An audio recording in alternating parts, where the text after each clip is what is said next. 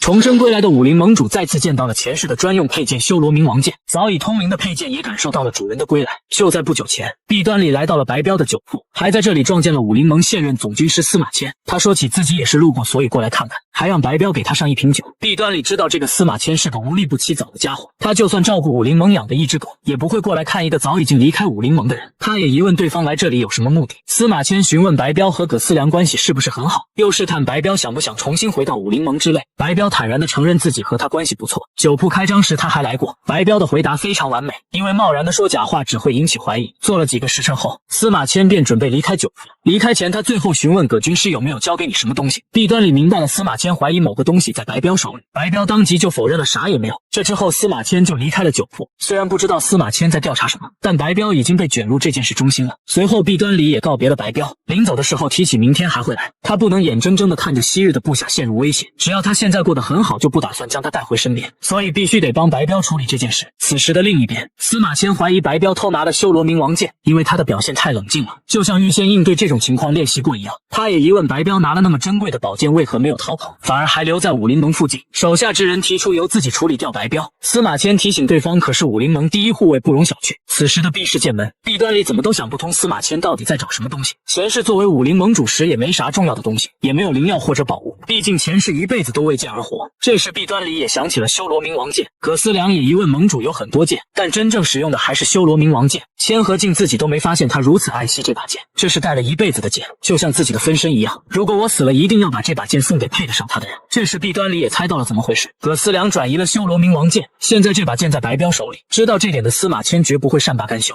第二天一大早，弊端里就来到了白彪的酒铺，此时的白彪还在收拾东西。弊端里发现了白彪正在收拾枯叶虫，这种虫子晚上有人靠近就会鸣叫，这是为了防止夜晚被袭击的虫子。这更加确定了白彪也担心被人袭击。白彪让弊端里在老地方坐下，看着外面的风景。弊端里觉得白彪以前在做护卫时估计梦想着开一个小酒馆，如果这样的话，那这里也是他不错的安身之所。弊端里又看向了墙上的木刀和木盾，据说相伴多年的宝剑能认出自己的主人，还能理解主人的感情。剑和人心意相通时，就能发挥出更大的威力。如果这是修罗冥王剑的话，只要向他释放内力就会有反应。前世的千和镜现在已经是弊端里，不知道他能否认出自己。弊端里准备运转天武护心诀试一试，刚好现在白彪不在，弊端里对着木剑运转了内力，木剑里面果然有了反应。他震惊，修罗冥王剑真的在这里。这时白彪走了进来，弊端里说起这个木剑和木盾的装饰挺好看，白彪随口解释只是随便做着玩的。弊端里也确定了司马迁是来找修罗冥王剑，他实在想不到如何解决这件事。这时白彪询问弊端里是不是毕氏剑门的继承人，弊端里坦然地承认了这点，还说出了目前正在周游江湖增长见识。弊端里想通过这件事帮助白彪，还可以和他拉近关系。白彪也觉得弊端里这个年纪正适合闯荡，但自己就不同了，青春早就结束了。弊端里认为心态比年纪更重要，白彪觉得眼前的毕公子是有点不一样。弊端里当然知道这点，因为他是怀着复杂的感情看着前世的熟人。此时另一边的天网会，一名女子一脸忧愁的发呆，仆人问她为何是烦恼，因为收到了武林盟的通知，有人要见她一面，她正是天网会的会主班徐晴。仆人惊讶是不是那个老色鬼麻凤姬，但这次不是麻凤姬，而是总军师司马迁。这个总军师和盟主一样都不是个好东西，以前的武林盟主千和镜从来不会这样。上一任总军师葛思良谦和有礼，现在的总军师司马迁单方面一封信就要下达命令。听说上一任总军师已经降为普通军师了，仆人都感叹你们看着真让人着急。这时有人上来通报，需要他马上前去支部一趟。天网会支部，一位中年人坐在这里，班徐晴询问对方是不是有重要情报要出手。乔装打扮的弊端里很坦然地承认了，对方虽然改变了声音，但确实是天网会的会主。弊端里前世通过葛思良见过此人，江湖三大情报组织天网会主班徐晴。他再次确认你是不是拥有前任盟主留下来的信息。弊端里也坦然地承认了这点，你们也应该能分辨出千和镜的字迹。弊端里直接递上了书信，班徐晴也换来了一名老者查验字迹的真实性。他怀疑写这封信的人是不是前任盟主千和镜，这是由千和镜转世的弊端里亲自写，为了不让别人看出来是刚写的墨迹，还花了不少功夫。此时老者也确认了是真迹，但班徐晴表示要亲自确认内容才知道这封信的价值。弊端里也相信天网会的名声，这封信透露了一些关于修罗追魂剑招式的内容，还说出了前世的千和镜一直没有达到人剑合一境界，亲手将修罗冥王剑毁了，重新挑战人剑合一。留下这封信的理由是证明了千和镜此生练武生涯转折的一天。这封信也证明了前世的武林盟主千和镜亲手毁了修罗冥王剑，前世的神剑哭泣只为留下转世重生的主人。弊端里也决定带上前世的的左膀右臂阻止这场武林动乱。就在不久前，光头来到了白彪的酒铺，他本想直接说出来，但好像无法说出口。白彪主动询问有没有什么苦恼，他为光头倒上了酒，开始谈话。光头说出了这件事和自己家少爷有关，白彪也疑问到底出了啥事。光头解释是和你有关的事，他说出了弊端里帮他解决了一批想要找他麻烦的人。听得白彪沉默不语，他询问毕公子为何要帮自己。光头说出公子就是那样的人，做了好事也不会到处炫耀，最关键的是我家少爷很欣赏你。白彪不懂这是什么意思，光头替弊端里说出了少爷希望你跟着他，最关键的是少爷不会自己说出口，如果这件事自己不说的话，你应该永远也不会知道。光头还是希望老板可以帮助少爷，白彪也不知道如何开口，虽然说了这件事有可能会被少爷打个半死。一个声音传来，你也知道啊，弊端里来到了这里，原来你到这里闯祸了呀。弊端里让白彪不要在意之前的事情，还向他道歉没有告知他司马迁找麻烦的事情。白彪询问弊端里怎么知道，弊端里不能告诉他自己就是武林盟主这件事，只得告诉白彪自己在周游武林时偶然发现了这件事，不要把这件事想得太深。白彪感谢弊端里为自己做的这些事，但自己实在不想插手江湖之事，弊端里让白彪不要把这件事放在心上。光头认为这件事被他搞砸了，因为最开始的选择权就不在少爷手里，而在酒铺老板手里。弊端里让光头不必介怀，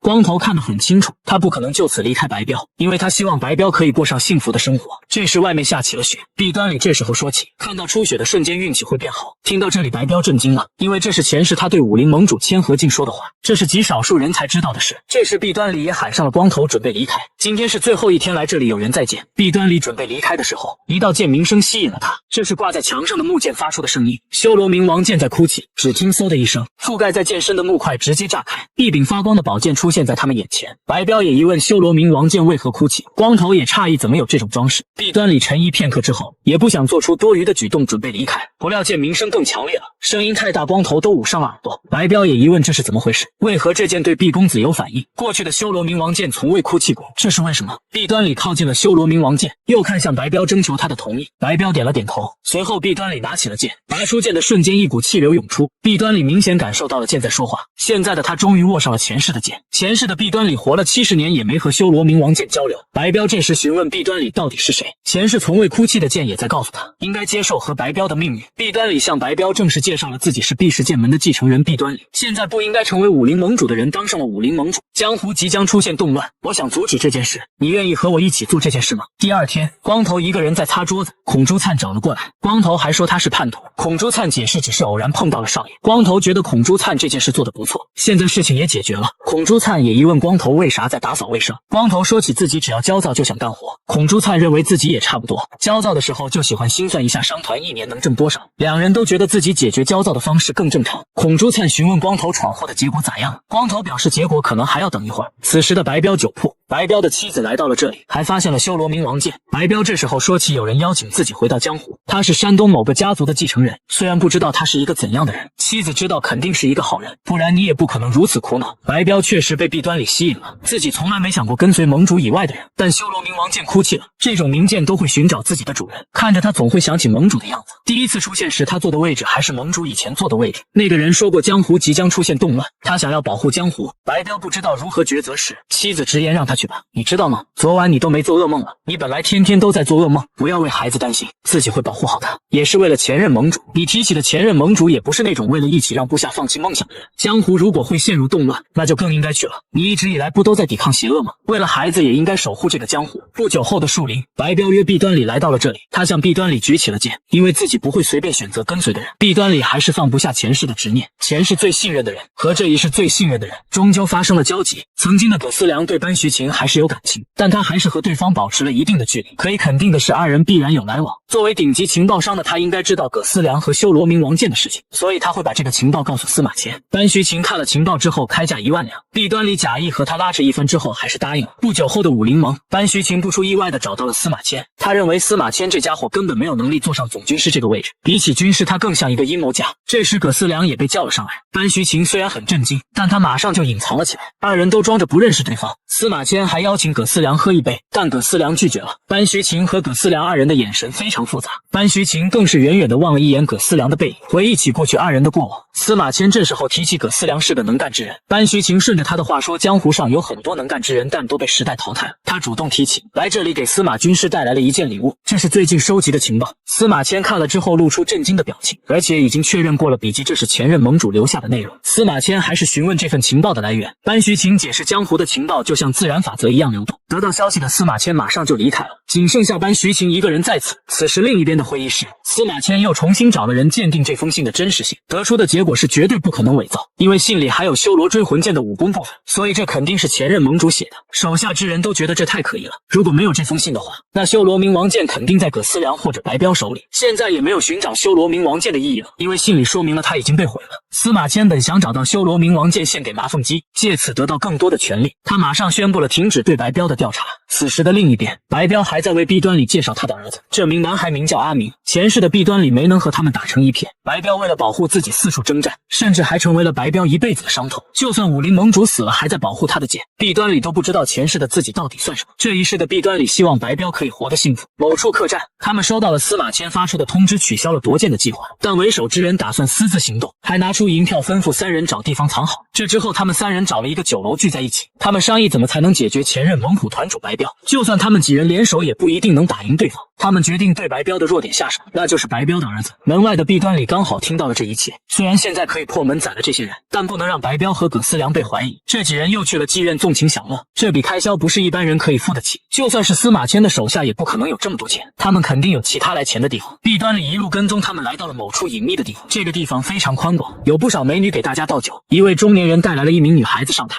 这些老头子都贪婪地扫视他。中年人让大家开价，一位老头起价就是500两，另一位老头喊价600两。司马迁手下这几人都吐槽这些老东西真有钱，被拍卖的女孩被吓得瑟瑟发抖。其中一位老头开价2000两，竟没人再次开价。中年人即将宣布拍卖完成时，一个声音开价1两，来人正是蒙面的弊端里。中年人命令手下之人抓住他，两人直接朝弊端里攻去，弊端里一招就将二人解决。旁边看戏的司马迁手下还觉得今天果然是选对日子了，砸场子偏偏挑上了他们。一位光头率先朝弊端里动手，只听轰隆一声，弊端里一掌打在了光头男的下颚，直接将他击飞了出去。光头男整个人就躺在了房顶上，二人也露出了认真的表情，他们直接拔出了剑，二人持剑同时朝弊端里攻来。弊端里一个肘击解决一个人，又是一个肩击将另一个人撞飞，二人几乎同时被解决。老头和中年人都震惊了，弊端里也觉得今天果然是选对日子了，其中一人还准备求饶，弊端里一拳打在他的胸口，这个人当场殒命。主持拍卖会的中年人见势不对就溜走，弊端里也没有追他，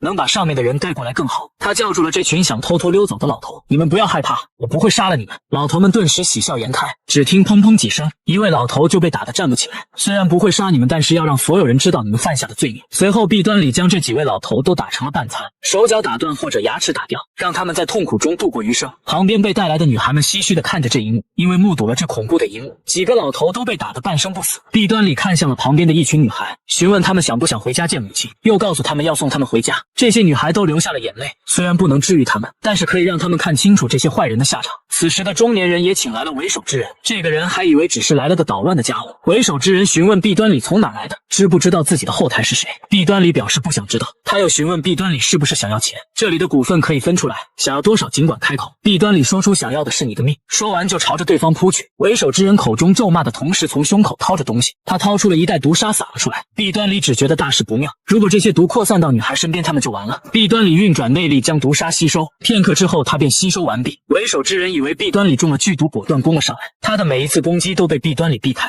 甚至还和他交战了几个回合。之后两人再次拉开了距离，为首之人都惊讶中了剧毒怎么还没死。弊端里告诉他，你可能买错药了。他又发出几道暗器，但都被弊端里挑飞。片刻间弊端里便靠近了对方，一把捏住了他拿剑的手，只听咔嚓一声将其捏断，又是一拳打在他的胸口将他击飞，在空中接了一个肘击将他打在地上，甚至将他半截身体都埋进了土里。这之后女孩们被救了出去，老东西们也被关了起来。武林盟主麻凤姬可能已经腐败，现在的武林盟虽然没被他侵蚀，但也变成了这样。弊端里前世苦心经营10余年的武林盟，仅用1年时间就被麻凤姬变成了这样。司马迁那边也不会调查心腹的死亡原因，毕竟瞒着他做了这种勾当。现在白彪的家人暂时安全了，这是刚才那人临死之前握在手里的东西，将它捏碎之后里面有一张纸条，现在还不知道上面写了什么，但不久的将来应该会知道。此时的另一边，主持拍卖会的中年男人偷偷摸摸来到了一个仓库，这里有很多金金银财宝。他刚宣布这里的财宝属于自己一个人，弊端里就站到了他的身后。刚才杀死的那个人没时间打理钱财，肯定有一个保管钱财的地方。中年男人再次求饶，弊端里也不废话，一剑将他解决。如果这个人不贪心，也不至于将他解决。第二天，光头和孔朱灿按照指示找到了弊端里，几人交谈一番之后，弊端里提出正式组建商团。孔朱灿猜到了弊端里的想法，但组建商团需要一大笔资金。弊端里当然明白这点，所以从小做到大就行。刚开始规模小点，后面肯定要覆盖全中原，还要建立一个山东到武汉的联络点。孔朱灿分析，建立商团最少需要5万两，他甚至准备用目前手里的资金筹备，但弊端里直接丢出了一张10万两的银票，就用这笔钱开始建立商团。孔朱灿和光头都张大了嘴，弊端里也没想到那个仓库里竟然有8万两票，加上他本来的钱，现在绰绰有余。钱是被道德和名誉困住，没办法做这种事情。现在可不管这些，反正这些钱也是从恶人手里抢来的，只要把这笔钱用在正道上，不管江湖上如何看待他都无所谓。弊端里将商团这件事全权交给了孔朱灿，命令光头这段时间保护好孔总管。随后弊端里带着光头来到了白彪的客栈，还把光头介绍给了白彪认识。弊端里把钱是最信任的人介绍给了这一世最信任的人，这之后两人便离开了酒铺。弊端里也是第一次看到白彪露出那种笑容，那是前世的他从未见过的白彪。光头都看出来了，弊端里很喜欢那位酒铺老板。弊端里还觉得自己隐藏得很好，光头还感觉出那位老板不是普通人。弊端里也说出了那是武林盟前猛虎团长，也是保护盟主护卫团的首领，还说出了有人准备残害他的家人，所以顺手帮了一下。弊端里本想瞒着光头，但又不想骗他。光头认为救了对方就应该告诉对方。弊端里还反问为什么，那当然是要对方感谢你啊。弊端里却不以为然，又不是债主，完全没必要。光头坚持认为如果不说的话，对方就肯定不知道。弊端里思索一番之后，让光头以后去说会更帅气。光头都吐槽叫他过来，果然是有目的啊。随后光头一脸认真的让弊端里坦率的告诉对方有什么想法，因为他看见了少爷看待对方的眼神不对劲，他还是第一次看到少爷用那种温和的眼神看待别人。弊端里反问，难道比看着你时还温和吗？这把光头整不会了，他表示没办法评判这种事，就快步离开了。弊端里知道光头能说出这种话已经很不错了，如果白彪也跟了自己，多半会分走对他的关心，但光头还是说了这种话。弊端里表示会考虑向白彪说明。弊端里认为如果是葛思良的话，毫不犹豫会让他成为自己人，但白彪有他的家人，没办法做这种事。前世的弊端里简直是为所欲为，满脑子都是如何变强成为天下第一，根本没时间考虑这种事。不想回头看也不能回头看，因为过程太过艰难，回头的话做不到那一步。后面成为武林盟主后，一直在和邪魔外道战斗，一辈子过得完全不正常。这一世不一样了，现在要为白彪考虑。光头还是觉得少爷有点不对劲。第二天，他一副郁郁寡欢的样子，孔朱灿看出来光头有烦恼，光头极力否认并转移了话题，说起孔朱灿最近处理的事情太多了，这几天去见了钱庄商会、镖局、庄园、情报商啥的，光头数都数不过来。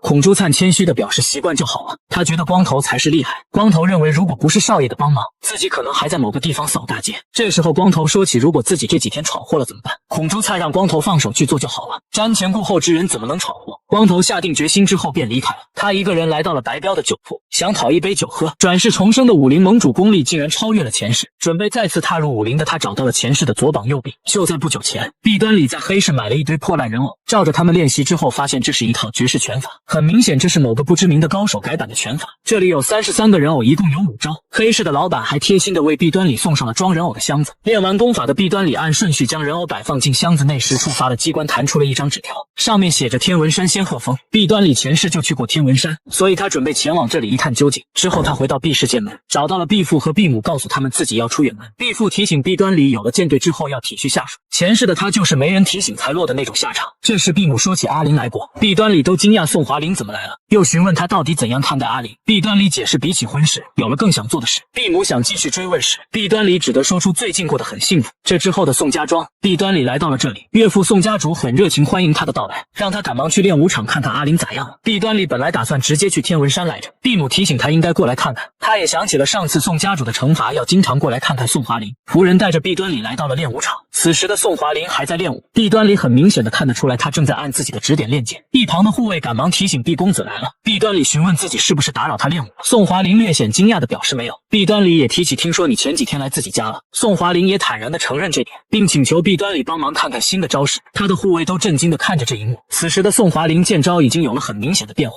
他还改进了上次被弊端里破坏的招式，这次虽然弥补了上次的弱点，但是又出现了更大的破绽。宋华林只得再次思考招式的改进，他又询问弊端里怎么来了，弊端里表示自己是来受罚的，听得宋华林满脸惊讶。弊端里才解释上次打伤你之后，伯父罚我常来看看。人也看完了，他也准备离开，看向弊端里离开的背影。宋华林说起下次不要因为受罚才来，而是直接过来。听到这话的弊端里也没有做出回应。几天后，弊端里来到了天文山仙鹤峰，他把仙鹤峰都逛遍了，也没找到什么痕迹。弊端里准备再确认一遍时，这里崇山峻岭，仙气缭绕，这座山肯定有什么东西。几番寻找之下，他找到了一个山洞。这个山洞入口狭小，根本不是寻常之人可以爬进去。弊端里还是顺着亮光爬了进去。进来之后，发现这个洞府别有洞天，还在这里发现了太阳沙草。据说服用太阳沙草之后可以得到一个甲子的功力，他没想到这里还有能增加60年内力的灵药，但旁边有一条暗网蟒盯着这株灵药，仿佛这株灵药已然是他的东西。除非你是万毒不侵之身，普通人如果被暗网蟒咬一口就会瞬间毙命。弊端里当即准备拔剑解决他，他又想起了制作人偶之人为何没有杀死这条蟒，想到这里他才收住了剑。弊端里发现旁边还有一个山洞，于是他径直走了进去，发现了一具盘坐于此的骷髅。很显然这个人已经死去很长时间了，地上还留有一本书籍，这本书名为《仙鹤秘术》，书上介绍此人在老年时偶然发现了这个洞穴，出去游玩时心血来潮留下了几招心法。这本书上面详细的记载着之前人偶上面的拳法心得。本来想直接服用太阳沙草和暗网蟒内丹，又发现这里还有万年解毒草，但它还需要数十年才会开花结果，所以只得将这份机缘留给有缘人。弊端里都不敢相信这里有100年才会结一次果的万年解毒药。他看了看旁边的灵草，确实结出了万年解毒丸。弊端里无法想象还有如此大度之人，如果换成其他人肯定早就杀死暗网蟒服用太阳沙草。这位前辈竟然将解毒药留给继承自己武功的后人。弊端里摘下了万年解毒药果实，解决掉暗网蟒之后，服用它的内丹配合解毒药就能变成万毒不侵之体。弊端里慢慢靠近了暗网蟒，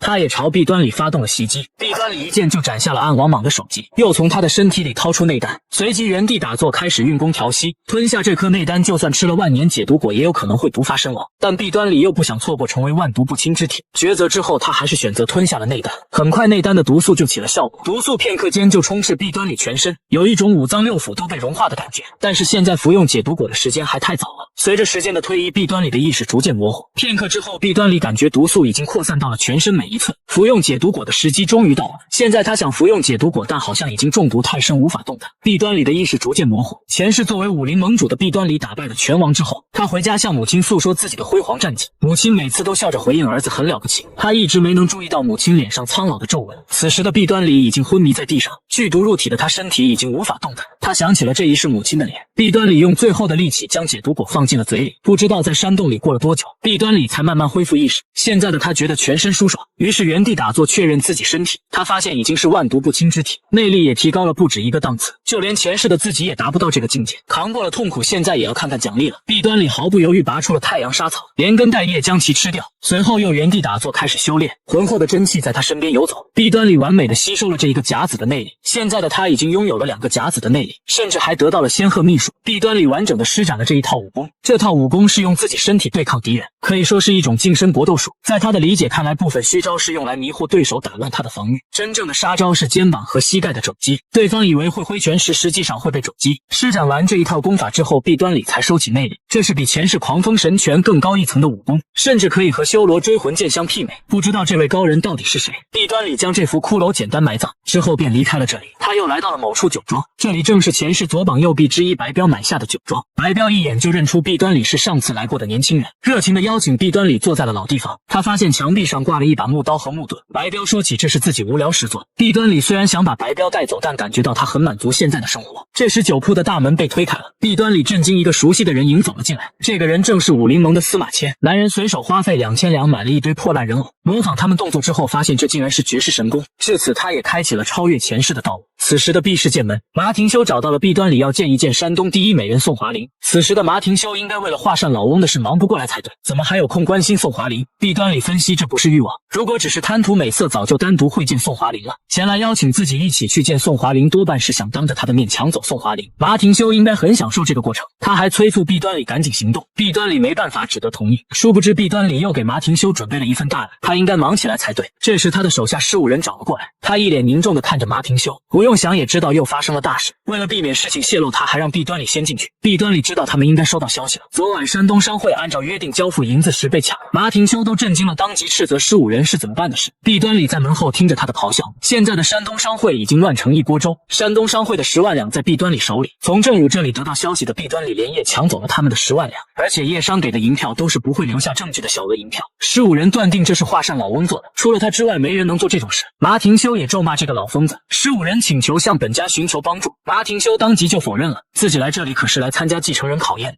此时向本家寻求帮助会如何？这件事无论如何都要达成。弊端里也猜到了这是继承人考验，马廷修越贪婪就越好办，这样他的计划才能成功。15人没办法，只得让马廷修现在回去筹集建武馆的资金。马廷修只得告诉弊端里自己先回去。弊端里知道计划已经成功了一半。此时的另一边，马廷修的手下15人正在借酒消愁，他现在遇到了大难题。马廷修命令他赶紧想办法筹集资金，武馆的建设不能停。15人解释自己也没办法。马廷修命令他不要像个废物一样吃白饭，赶紧想办法找钱，无论你用任何方法，只要筹到钱就行。苦恼的15人又问小二上了一瓶酒。15人选择马廷修的原因是他部下之人很少，如果成功了自己功劳也很大，竞争者也很少，本以为能轻松当上2把手，因此还为马廷修做了不少见不得光的事情。在他恼怒的时候，一个拳头袭来，这一拳结实的打在了他的后脑勺。这个场景简直和前面抢夺宝库一样，15人当场失去意识。另一边的叶商本部手下之人正在向叶商的会主叶天禀报，有人放出消息抢走山东商会10万两银子的家伙找到了，对方是用书信告知的消息，所以也不知道对方是谁。手下之人询问怎么处理，会主叶天决定去确认一下，毕竟10万两不是小数目。此时的另一边，15人刚从昏迷中恢复意识，他也疑问对方为何不杀自己。这时一群人围了过来，15人询问对方是谁，为首之人介绍他们是叶商。15人又质问叶商为何出现在这里，知不知道自己是谁。为首之人断定15人抢了叶商的钱，15人也一脸懵逼，不过他很快便想通了，他猜测叶商查出了华善老翁偷了钱，所以怀疑到了自己头上。15人赶忙向他们解释这都是误会。叶商为首之人表示如果是误会当然要解开，随即让15人解开钱袋让他们看一看。15人不敢相信这种小喽啰竟然要搜查自己。为首之人说出大家都是讨生活的，如果没做亏心事你大可放心。15人也只得掏出兜里给他们查看，他猛地一掏兜里发现一堆银票，叶商为首之人都感叹钱真不少。15人赶忙解释这都是误会，有人想栽赃嫁祸给自己。叶商为首之人也说起我相信你，但你要一起去叶商总部这边当面解释一下。15人只觉得对方是在扯淡，如果去了多半要被折磨死，他决定先下手为强，解决这些人再离开这里。15人直接冲向这一群人，他一剑就解决了2名小弟。叶商的为首之人当即放出几道暗器，15人挥剑将其格挡，他没想到这种小虾米怎么这么强，旁边又是一人对他发动了暗器，连环暗器之下15人还是被击中了肩膀，气得15人一气之下一口气解决了3人，但他也感觉到了头晕眼花，他暗道不妙，这暗器有毒。此时又是2枚暗器飞来，直直地戳中了他的后背。15人挥剑又斩下2人，但身后的一剑也贯穿了他的身体。叶商的为首之人还在咒骂15人敢对他们动手，15人也没想到自己会死在这种小喽啰手里，15人当场殒命。此时的弊端里正在旁边看着这一幕，现在已经斩断了马廷修的左膀右臂，把叶商也卷了进来。此时的叶商本部，叶商会主叶天震惊，死了的人是天刀门的15人，手下之人禀告杀死他之后查看了他的身份名牌得知的。叶天当即斥责怎么能杀了他，手下之人解释他就像发狂了一样也没办法。会主叶天质问为什么偏偏是天刀门，手下之人让他不要担心，自己已经处理干净了。叶天头疼的是通知情报那个人知道了，那个人抓住了他们的把柄，还借用叶商的手处理了15人。他们也猜出来了，通知情报那个人才是真正的偷银贼，偷走山东商会银子再挖这么大坑。叶天暗自发誓无论对方是谁都不会放。不久后的另一边，正如找到了弊端里，因为马廷修向他寻求帮助，虽然拒绝了他，但马廷修一直在施加压力，因为他同时失去了华善老翁和15人，很着急，打算牺牲杨小帮压榨利益。弊端里询问正如要不要几巴掌将他抽死，正如回答恨不得将他一点一点踩死。弊端里表明马廷修的死期不远了。第二天的杨小帮，正如向马廷修解释自己还没能彻底掌握杨小帮，没办法帮助马大侠。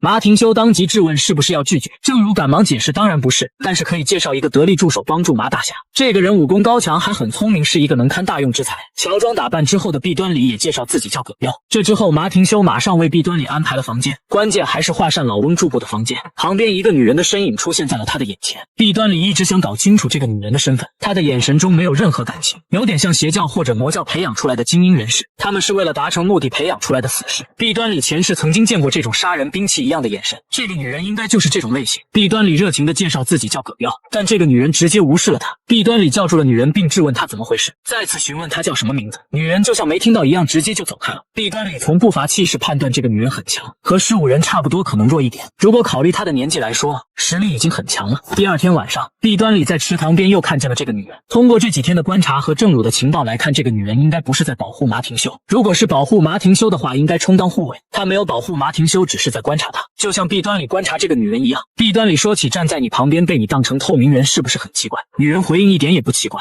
看到她终于开口的弊端里趁机说出不管怎样人都只有一辈子，不和其他人牵涉说不定更自在。女人没有说话，只是默默地看向他。弊端里再次询问女人叫什么名字，女人以名字不重要为由不肯告诉。弊端里解释不能每次找你都叫不出名字吧，但女人依旧沉默不语。这时一个护卫来报马公子有事相商，弊端里只得先行离开。房间内，马挺修正在等着乔装打扮的弊端里，他也猜到了马挺修有事情要说，索性率先询问马挺修有没有什么烦心事。马挺修也承认有很大的麻烦，现在需要很多钱。弊端里也说起本帮有给公子提供资金来着，那是正如之前给的1万两，反正迟早要拿回来。马挺修表示那点钱根本不够，现在需要10万两。弊端里故作惊讶的样子，马挺修又说要在5天内筹集10万两，有没有什么办法？弊端里装着思考一番之后，又说想到了一个好办法。马挺修激动地询问什么办法，当即询问马挺修有没有听过叶商，他们是一群放高利贷的家伙，甚至还会使用江湖禁止的暗器，这也是5天内筹集10万两的最好办法。马挺修稍作思考之后，又询问叶商是否有10万两银子。弊端里只得解释叶商和地区商会私底下做买卖挣了很多。马挺修认为自己没有担保不一定能借到钱。马大侠，您也是天刀门的继承人，这不就是最好的担保吗？拍马屁这招对马挺修来说还是很受用，但马挺修依旧担心会出现问题。弊端里当即道歉，就当自己没说过这话。马挺修想了想，又觉得可以考虑一下，并把这件事交给了弊端里处理。此时的弊端里只想从他身上把好处捞干净。第二天的叶商本部，叶商的成员个个都剑拔弩张的样子。叶商的会主叶天亲自出来迎接，正是弊端里带着马挺修来了。叶天生怕得罪天刀门，于是礼貌地询问马挺修来此有何贵干。弊端里知道马挺修紧张了，害怕被人发现向叶商借钱，留下了护卫一个人前来，但对方却是这么多人。弊端里抢先质问来这里能干什么。叶商这边都以为杀了15人这件事暴露，弊端里直接说出马大侠是来借钱的。叶商会主叶天都震惊了，在他冷静之后又询问需要借多少，弊端里也说出10万两。听到10万两，叶天脸色都变了，他不明白马挺修是真的来借钱，还是想要10万两弥补杀死15人之事。弊端里也传音告诉叶天，你们杀死了天刀门的人，付出一点代价不应该吗？只要你们借10万两银子，天刀门就不追究这件事，当然利息和本金还是会还的。叶天一问为什么要传音说，因为张嘴说出你们杀死15人的瞬间，你们就完蛋了。听到这里，叶天也说不出话。如果杀死天刀门之人传了出去，你觉得你们能活命？这是公子给你们的机会。听到这里，叶天甚至猜测告诉他们15人行踪之人就是马挺修，这套操作简直就是借刀杀人。所谓名门世家，竟然比叶商还卑鄙无耻。想到这里，叶天也只得同意借钱，并承诺明天之前会把钱准备好。回去的路上，马挺修都夸奖弊端里真厉害，我们去借钱，对方还如此低三下四。弊端里表示这都是借了马大侠的事，问题解决就好了，后面的事情要请马大侠亲自解决。马挺修当即决定这件事就全部交给你。弊端里知道他害怕叶商耍花招，所以不肯出面，所以弊端里也接下了这个差事。当天夜里的池塘边，女人又在盯着这里，弊端里让他劝劝自己的主人。马挺修恐吓叶商让他们交出10万两，虽然自己也是万不得已才帮他，但叶商可是一群恐怖的家伙，需要让他知道马挺修和叶商的人搅在了一起，后面马挺修的死也可以嫁祸给叶商。女人解释马挺修不是自己主人，如果你担心的话就自己去劝。说完便离开了。弊端里判断就算马挺修死了他也不会插手。第二天叶商总部，乔装打扮的弊端里亲自到了叶商拿钱，叶商之人发出警告，总有一天要你们付出代价。弊端里头也不回就走了。马挺修怕危险，所以安排了弊端里拿钱。弊端里刚好有机会把10万两银票调包，正如提前准备了假的银票，只有上面几千两是真的，其余都是假的。这之后弊端里将钱交给了马挺修，果然他只掏出了上面几张银票确认真假。现在就算他发现也没关系，只需要一剑将他宰了就好，反正他也没有油水可捞了。因为马挺修开设武馆需要2万两做施工的定金，又带上了弊端里和那个女人前往济南缴纳定金。弊端里发现这个女人拳头上面有茧子，断定她练的是拳术，一般人不会选择拳术，因为同等条件下拳法很难打赢武器。弊端里说起身为女人练拳术很不容易吧，还说起自己曾经也沉浸在拳术之中，前世作为武林盟主时练了很多武功，对拳法也很感兴趣，还在密库中发现了前代拳王狂士封神拳，当时因为练修罗追魂剑信心倍增，拳术只是练到5层就没练了。弊端里又感叹如果自己没学剑术可能就学拳了。女人指出这都是借口，你只是不想学拳术而已。弊端里解释这不是借口，剑术需要腕力，拳术却很霸道，因此拳术和剑法相克。女人询问这话是谁说说的？难道是天下第一的高手？天下第一不会这样说吧，因为他不会局限在这种框架里。弊端里也不知道自己为何这么在意，就像这个女人说的一样，天下第一的人应该和其他人不一样才对，不拘泥于框架的武功才能发挥出神剑的威力呢。弊端里都没想到自己竟然会沉浸其中。这时旁边一队人马走了过来，两人的视线也朝着那边看去。弊端里震惊地看向远方，那不是宋家主和宋华林吗？没想到会在这里遇到他们。马廷修当即下令停下马车，这家伙果然还是盯上了宋华林。宋家主也上前打招呼，马廷修直勾勾地盯着宋华林，宋家主也命令宋华林向马大侠打招呼。宋华林只得抱拳自我介绍，马廷修当即夸奖宋华林是大美人，看得自己心脏砰砰跳。弊端里看向马廷修的眼神恨不得吃了他。宋华林只得表示遗憾，自己已经有未婚夫了。我也听说了那个毕氏的无赖。弊端里知道这家伙故意这样说。马廷修又说出了听说宋小姐取消了婚约。宋华林解释女人是世上最善变的动物。马廷修震惊，难道没取消？毕公子不像江湖传言那样是一个很好的人。听得弊端里都看向了宋华林。马廷修又说起，看来宋小姐不知道毕公子不为人知的一面。弊端里心里咒骂这家伙想方设法的诋毁自己。宋华林当即反驳，马大侠不也一样吗？弊端里知道这是在暗示马廷修不如传闻那么厉害。马廷修当场脸都黑了。眼看双方针锋相对，宋家主当即打圆场说下次再邀请马大侠到宋家。这之后两队人马便分开了。马廷修还在咒骂那个臭娘们无视自己。女人说起你也是男人啊，刚才一直盯着那个女人。弊端里惊讶的说不出话。这之后他们到达了济南，手下之人说出了马廷修的银票是假的。马廷修还不相信，怎么回事？弊端里当即上前斥责对方，知不知道这位大人是谁？他怎么可能用假的银票？手下之人说出了去钱庄兑换时只有2000两是真的，其余全是假的。马廷修质问手下之人是不是吞了银票，这个人矢口否认。弊端里也为他辩解，应该不会是他，因为他没时间准备假的银票。马廷修又看向了弊端里，如果是我的话早就跑路了，怎么会跟到这里？弊端里又解释从叶商手里拿过银子就没碰过。通过弊端里的引导，马廷修猜测多半是叶商一开始就给了假的银票。他们回到了杨小帮，马廷修看着桌子上假的银票，还不敢相信全都是假的。钱庄也确认了，确实是假的。马廷修实在想不通叶商为何要骗自己，自己可是给他们写下了欠条。弊端里指出有没有可能其他继承人和叶商联手，气得马廷修把桌子都砸了，发誓绝不会放过他们。叶商根本没把马大侠放在眼里。马廷修命令弊端里马上召集人手准备灭了叶商。继承人考试滚圆点。当天晚上，马廷修一个人在借酒消愁，弊端里准备给马廷修继续递酒。这时候马廷修说起那个娘们在哪儿，冷眼旁观的娘们去哪儿了？弊端里解释今天没看到她。马廷修怒吼，他怕不是又躲起来了。出门就发现了这个女人，但弊端里却无视了她。女人询问为何不报告，她就在这里。弊端里解释马公子心情不好，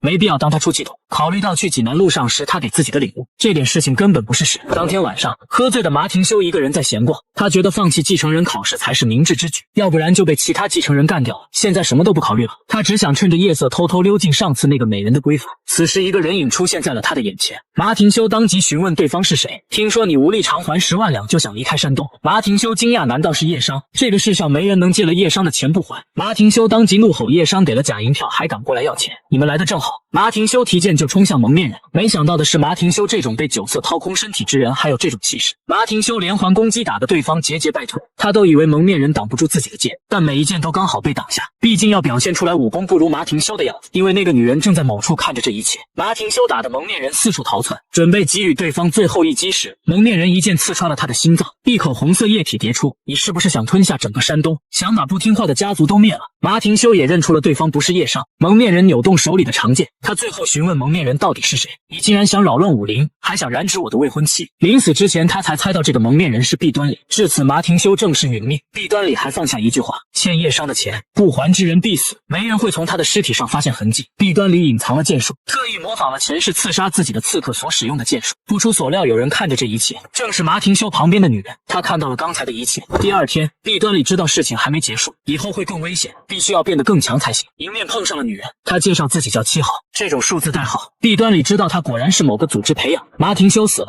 他也不需要待在这里了，所以才将名字说出来。弊端里也夸奖是个好名字。女人也不说话，准备离开。弊端里询问他为何一直盯着池塘看。女人沉默片刻之后，听说莲花出淤泥而不染。弊端里只觉得这个人有点奇怪。另一边的武林盟，马凤基也收到了儿子马廷修的陨落，他眉头都没皱一下的询问是谁杀的。手下之人禀报应该是其他继承人候补做的。马凤基表示这件事自己会处理，然后毫无感情波动的询问下一个报告。手下之人让马凤基把继承人召集回来，不然江湖上的舆论影响不太好。马凤基表示安排了你们的人跟着，事情你们应该更清楚才对。手下之人还是觉得不能忽视舆论。马凤基发发出警告你最好不要无视我，又质问对方你为何推荐我当盟主。手下之人表示自己尊敬盟主，别说这些废话，你直接说吧，到底是谁背后指使你？手下之人就是不承认这件事，对此麻凤姬也没办法，只得让这个人先行退下。麻凤姬暗道这些人以为自己是好色的老东西，会乖乖的听他们这些人摆布，才会推举自己成为盟主。如果是这样，他们就大错特错了。马廷修死亡的消息在山东传开了，本想和他合作的山东商会慌了，借钱出去的叶商也慌了，都是因为叶商和马廷修搅得太乱了。最终胜利一方还是毕端礼，他成功拿到了20万两银子，用这笔钱马上就能扩充几百名舰队成员。还有就是买灵药，毕端礼又来到了黑市，老板表示没有新来的灵药，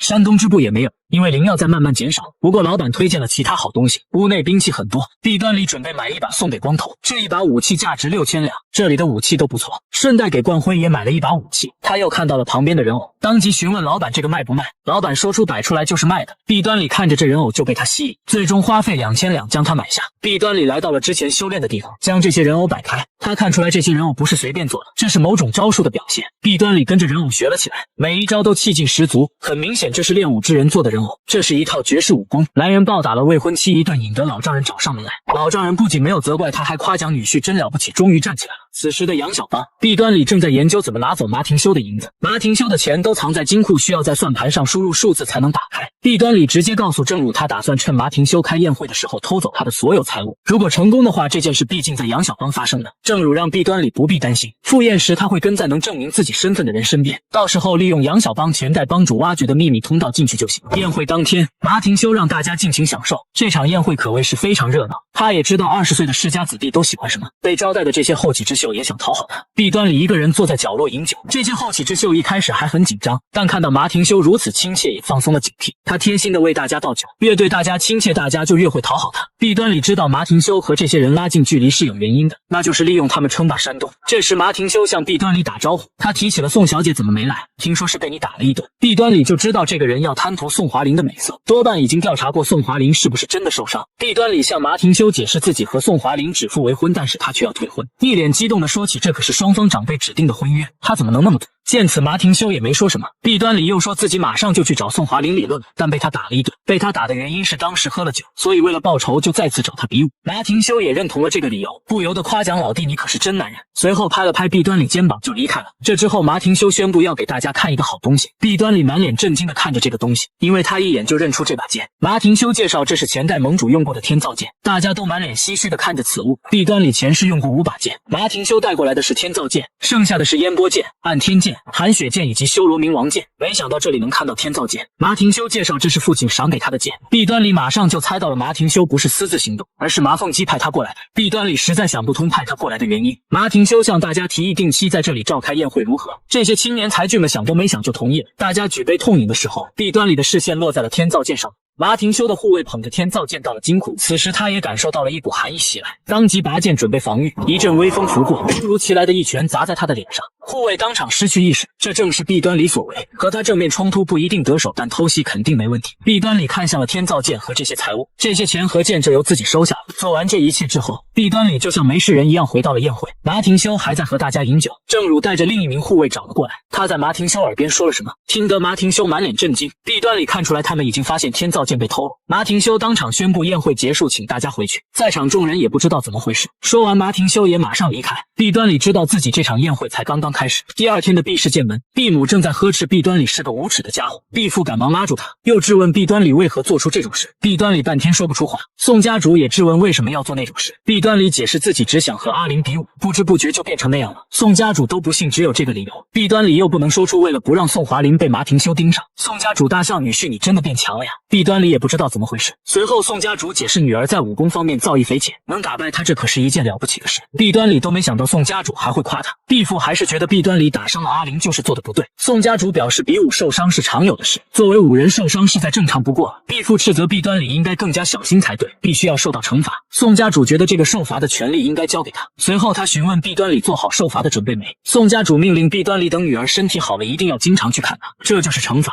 毕端礼只得答应会尽最大的努力，因为为这种氛围下完全不能开口拒绝。随后宋家主就拉着毕府喝酒去了，毕端礼都感受到了宋家主这是发自内心的高兴。这世上哪有亲爹看到女儿受伤还能笑得这么开心的人？毕端礼猜测这是考虑到宋家和毕氏的情分，想大事化小。在这之后的另一边，毕端礼看着手中的天造剑，还很随意挥动了几招。他很久没握这把剑了，前世的他并不喜欢这把天造剑，因为它是武林盟主世代传下来的剑，以前用起来不太趁手，就很少用它。现在没有合适的兵器，准备着手将这把剑改造一下，还能勉强派得上用场。包裹里有82000两银票和几个文件，还有一个奇怪的铁盒。毕端礼打开它之后，发现了一株神灵9叶草，这株灵药效果超过上次的千年芭蕉草。上次的千年芭蕉草可以提高15年内力，而这株神灵9叶草可以提高20年内力。毕端礼大笑，这次捡到好东西，他直接就吞了这株灵药，开始打坐炼化这株灵药。毕端礼体内的气劲向外宣泄，几个时辰之后，毕端礼才缓缓睁开眼睛。现在的他已经拥有了44年内力。此时的另一边，马廷修怒吼，竟然把神灵9叶草弄丢了。被打肿脸的护卫也说不出话，又询问另一名手下调查出结果没。手下之人解释郑帮主正在派人打探。马廷修说起有没有可能是郑鲁做的，手下之人解释事发时自己和郑鲁在一起。最关键的是杨小帮的所有人包括郑鲁没人能一拳打晕15人。马廷修当即质问是不是你做的，手下之人当即让马廷修冷静点，不要乱说话。马廷修又看向了另一位女武人，15人赶忙解释打晕自己的不是女人，最关键对方是真的很强。马廷修甚至猜测有可能是其他兄弟破坏了他的好事。此时的毕氏剑门，毕端礼已经成功的将天造剑改造好了，他将天造剑的剑柄和剑鞘的装饰品都拆下来换了。前世虽然没学过铸剑，但换个剑柄和剑鞘也不是什么难事，现在他只需要锋利的剑就行。这次收获颇丰，不但得到了满意的剑，还获得了几十年的内力。另一边的宋家庄，宋华林还在一个人发呆，嘴角边时不时露出笑容，护卫都忍不住说这种时候你还能笑得出来。宋华林解释不是小孩子了，总不能哭吧。护卫表示不会原谅毕公子的，怎能做出这种事情。宋华林说起自己不想怪他，护卫都不理解被打得这么惨还不怪他。宋华林从小学武，经历了无数次比武，从来没体验过那种感觉。那天虽然倒在了地上，但还是觉得很舒坦，因为压在自己心里的某个东西突然消失了。护卫不理解他这种感受，因为就连宋华林自己都不理解。此时的他只觉得风吹得很舒服。毕氏剑门，光头向毕端礼报告马廷修在济南郊外买了一块地，打算开武馆，已经签下合同，马上就动工了。最关键，他买地的价格低得离谱。毕端礼一问地主为何要低价卖地，光头说出地主拒绝之后，第二天小女儿就夭折了，之后家里又发生了大火，第2个月大儿子也从马上摔下来重伤，地主家里的老母也吃错了食物突然暴毙，反对卖地的总管也被喝醉的人差点刺死，就算上到了武林盟支部，但也找不到任何证据。地主最后卖了地，带着家人离开了济南。这次买地马廷修没有亲自出面，是他的护卫华善老翁解决的。毕端礼猜测这件事多半是华善老翁为了讨好马廷修干，光头都请求毕端礼教育一下那些不是人的东西。毕端礼也正有此意。山间某处竹林小道，华善老翁通过买地这件事得到了马廷修的信。虽然不中意这个人，但马廷修好歹是武林盟主的儿子。此时的华善老翁好像察觉到了什么，突然朝身后挥出一击，一道波浪呈扇形飞出，将四周的竹子都全部斩断。一个黑衣蒙面人出现在他的眼前，华善老翁质问对方难道不怕死吗？敢跟踪自己？黑衣蒙面人也不废话，直接对他动手。华善老翁挥舞折扇将蒙面人打退，他也用折扇朝对方发起攻击，但对方轻松就避开了。蒙面人还反手给了他一剑，这一剑划中了他的左肩。华善老翁又甩出几十道暗器，但蒙面人舞剑就将这些暗器击飞了出去，被击飞的暗器又斩断了一片竹林。华善老翁见状掉头就跑，但蒙面人依旧穷追不舍，他当即质问对方是什么人，蒙面人只回答取你狗命之人。随后两人再次交手，华善老翁被打得节节败退，随后他打开了手中的扇子，又是几道暗器飞出，蒙面人一剑将其格挡，又提剑冲向华善老翁，被蒙面人近身的华善老翁再次挨了一剑，他正想要挥舞扇子反击，右手也被蒙面人一剑斩断。此时的华善老翁嘴上还在说等等，背后一道暗器射出，蒙面人也没想到这个老东西嘴上说等等，背地里还放暗器，气得蒙面人一剑捅向华善老翁的左肩。华善老翁当即求饶，询问是谁雇佣的，自己愿意花5倍的价钱，只要宰了指使之人，自己愿意花10倍的钱。蒙面人直接抽出长剑，雇佣我的人已经死在了济南，而且是你杀的。蒙面人又是一剑刺穿了华善老翁的右肩，这是为那个小孩子报的仇。蒙面人又是一剑下去，这是为大儿子和老父亲报的仇。疼的华善老翁哇哇大叫，你这个老东西为何不惜命？为什么要毁掉别人一个家族？华善老翁再次求饶，愿意当一个好人。他以为蒙面人会放过他，我曾经警告过你，继续这样活下去绝对不得好死，所以你最好安静的活着。华善老翁也想起了这是前世武林盟主千和敬对他说的话，而今天他又再次听到了。关键这段话只有他们2个人知道。蒙面人毫不留情对他发动了大招，只听轰隆一声，华善老翁连渣都没有剩下，蒙面人这才解下面罩，这个人正是弊端里，只希望这次因为华善老翁死去的人来生可以幸运。此时的杨小帮，正如解释，马廷修等人一点都没怀疑自己。弊端里猜测他们多半把本地势力当成了土包子，认为他们不可能对中原5大势力动手。正如提起了山东商会和马廷修联手，弊端里听到这里又觉得能大捞一笔。正如也识趣的让情报商赶紧调查关于山东商会的事情。弊端里知道正如这个人还是很忠心，虽然自己扶持他成了帮主，但他的好意和忠心远超这份恩情，每次都冒险帮助自己。弊端里也知道是实话，他询问正如，你的梦想是不是想好好培养杨小帮？正如表示虽然很不容易，但是自己很想尽力去做。弊端里再次发问有没有更大的梦想，正如也反问弊端里，你相信我吗？虽然不知道，但我想相信你一次。第3天，马廷修等人才发现华善老翁不见了，15人还在他的房间发现了天造剑的饰品。马廷修不敢相信华善老翁偷了金库，15人猜测应该就是这样。马廷修也不明白华善老翁为了几万两银子会做出这种事，15人知道也不是没有其他可能，但他就是不想帮华善老翁说话。马廷修命令15人一定要找到华善老翁，还有这件事绝对不能泄露。如果华善老翁背叛的这件事传进了父亲耳朵，那父亲多半不会饶了自己。马廷修也完全不能接受有人背叛自己。毕氏剑门，正如告诉弊端里，华善老翁估计现在很慌张。弊端里知道这都多亏了正如将饰品放到华山老的房间，正如表示这是自己应该做的。弊端里知道正如来，毕氏应该不是说这些话，他应该下定了决心是要跟着自己，还是继续当杨小帮帮主。正如说起自己一直很普通，稀里糊涂的成了杨小帮副帮主，还差点就被杨小帮除名，这也多亏了当时遇到了毕公子，他不知道自己这种人能不能行。弊端里告诉正如没问题，正如询问弊端里最终目标是什么，这时弊端里陷入了沉思。作为5人一定要踏上星剑境界，这是前世没有完成的事，这件事始终如鲠伺候。如果前世是被暗杀的话，那一定要报仇。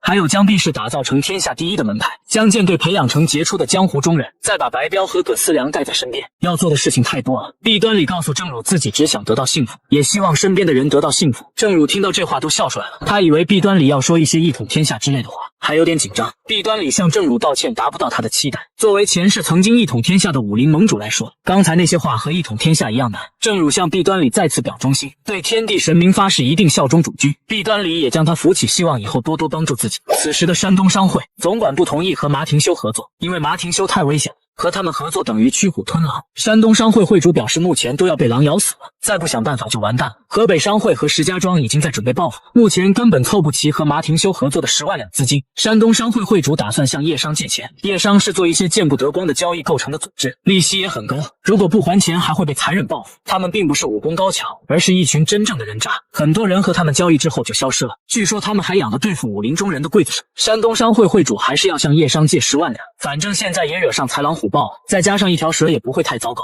此时的毕氏剑门，马廷修找了上来，见面就寒暄老弟过得好不好。弊端里一问这个人到底有啥事，马廷修表示只是路过就看看。弊端里知道这家伙心情不错的原因，多半是从山东商会拿到了10万两银子，随即邀请马廷修进屋去坐坐。马廷修却拒绝了，并执意看看弊端里的未婚妻。现在他伤势也好了，务必让愚兄见一见山东第一美女。曾经被未婚妻暴打的纨绔子弟突然间就变成了绝世高手，他再一次找到了未婚妻，要求比武，一套组合拳下来，直接将未婚妻打得半个月下不了床。就在刚刚，弊端里一剑就解决了山贼头领，舰队其他成员还在和山贼喽啰奋战，一把飞剑射出将山贼喽啰解决，这正是弊端里的手笔。他又冲向了其他山贼喽啰，一息之间3名喽啰当场陨落，又是一剑将1名山贼喽啰斩杀。弊端里解决这些喽啰犹如砍瓜切菜，舰队成员都没想到少家主这么强。此时的光头还在和山贼喽啰搏斗，但情况不是特别好。弊端里知道光头如果冷静下来的话能解决对手，眼看最后的危急关头，光头还是一剑将这名山贼喽啰解决。光头的身边倒下了4名山贼，弊端里都没想到光头打败了4人。万辉指挥伤员用金疮药治疗伤口，没受伤的人负责警戒4周。这场战斗还是有不少人受伤，光头还没从战斗中缓过神。弊端里知道光头是第一次做这种事，为了安慰光头，让他看看周围受伤的舰队成员，如果你没有杀死那4名山贼，在这里的舰队成员说不定就要少4人了。这也是为了江湖道义，为了同伴，只有做好觉悟的人才是真正的江湖中人。弊端里询问光头想不想成为真正的江湖中人，光头没有犹豫，一口回答还是想。弊端里先夸奖光头今天的战斗很出色，又告诉舰队其他成员，大家拼死战斗，保护了自己也保护了同伴，这次没有出现伤亡，我也为你们感到自豪。弊端里带领的舰队顺利地完成了第一次运镖，他将挣来的8000两交给了孔朱灿，其中押镖收到的银两是2000两，中途袭击他们的山贼里有通缉犯，官府的悬赏金是6000两。弊端里告诉孔朱灿要用这些钱挣更多的钱。孔朱灿询问弊端里如此信任他是不是因为自己师父的原因，弊端里自信地说出这辈子不会遇到拿钱跑路的总管。听到这里的孔朱灿表示会好好经营这笔钱，因为他想听到少爷相信自己。弊端里也期待孔朱灿的好消息。此时的武林灵盟。现任武林盟总军师司马迁找到了葛思良，嘲讽道：“人生总是变幻莫测呀，以前为了见你一面要在等候室等你3个时辰。”葛思良也不说话。司马迁激动地说：“等了你3个时辰，你才抽出几分钟时间见我。”听到这里，葛思良立马向司马迁道歉，当时多有冒犯。司马迁表示能理解，毕竟自己也坐上了这个位置，事情的确很多。又质问葛思良待在这里是不是想对自己这个新总军师报仇。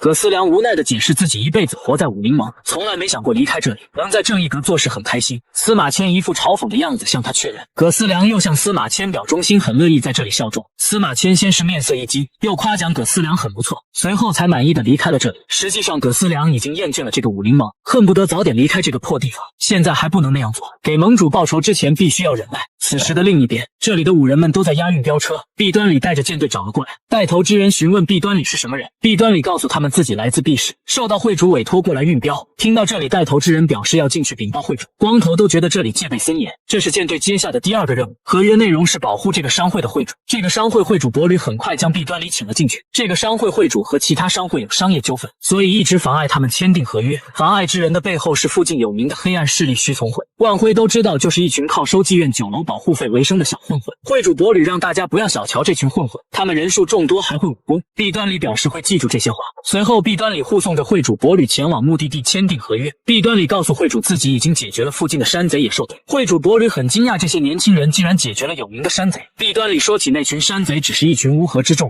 不出意外马车又被拦了下来。弊端里也下马车查看情况，一群身穿麻衣的人挡在了马车前面，而且他们人数众多，可能有数百人。这一群人直接将弊端里这个小舰队围了起来。会主伯吕下车刚好看到了这一幕，他都觉得对面这么多人今天肯定死定，小队成员都面面相觑。会主伯吕害怕弊端里等人白白送命，当即准备放弃这次交易。他询问对方放弃签订合约能不能放大家回去。徐从会为首的一位首领说起，既然这么聪明，为何要做出如此固执的选择？会主伯吕再次认怂，只求对方能放过大家。为首之人表示，这可不是那么简单的事，万一你又反悔过去签订合约怎么办？会主伯吕也承诺愿意写一份保证书，不再签订合约。为首之人觉得一张纸没有任何意义，他要会主伯吕留下一只手。会主伯吕顿时就被吓住。为首之人见效果也达到了，也说出这是开玩笑，但如果下次还这样，就不是一只手可以解决了。他也命令手下让开一条道放他们回去。这时为首之人注意到了旁边严阵以待的护卫，弊端里正恶狠狠地盯着他们，当即嘲讽弊端里等人，不要以为带着剑就是武人，小心被斩掉4肢，赶紧带着这个老东西一起滚吧。会主也催促弊端里赶紧走，不然他们反悔了就小命不保。弊端里表示，既然雇佣了我们，就代表相信我们。你觉得我们是那种招之即来呼之即去的人吗？拔剑的弊端里让舰队成员仔细看清楚，江湖中人怎么解决这种人渣。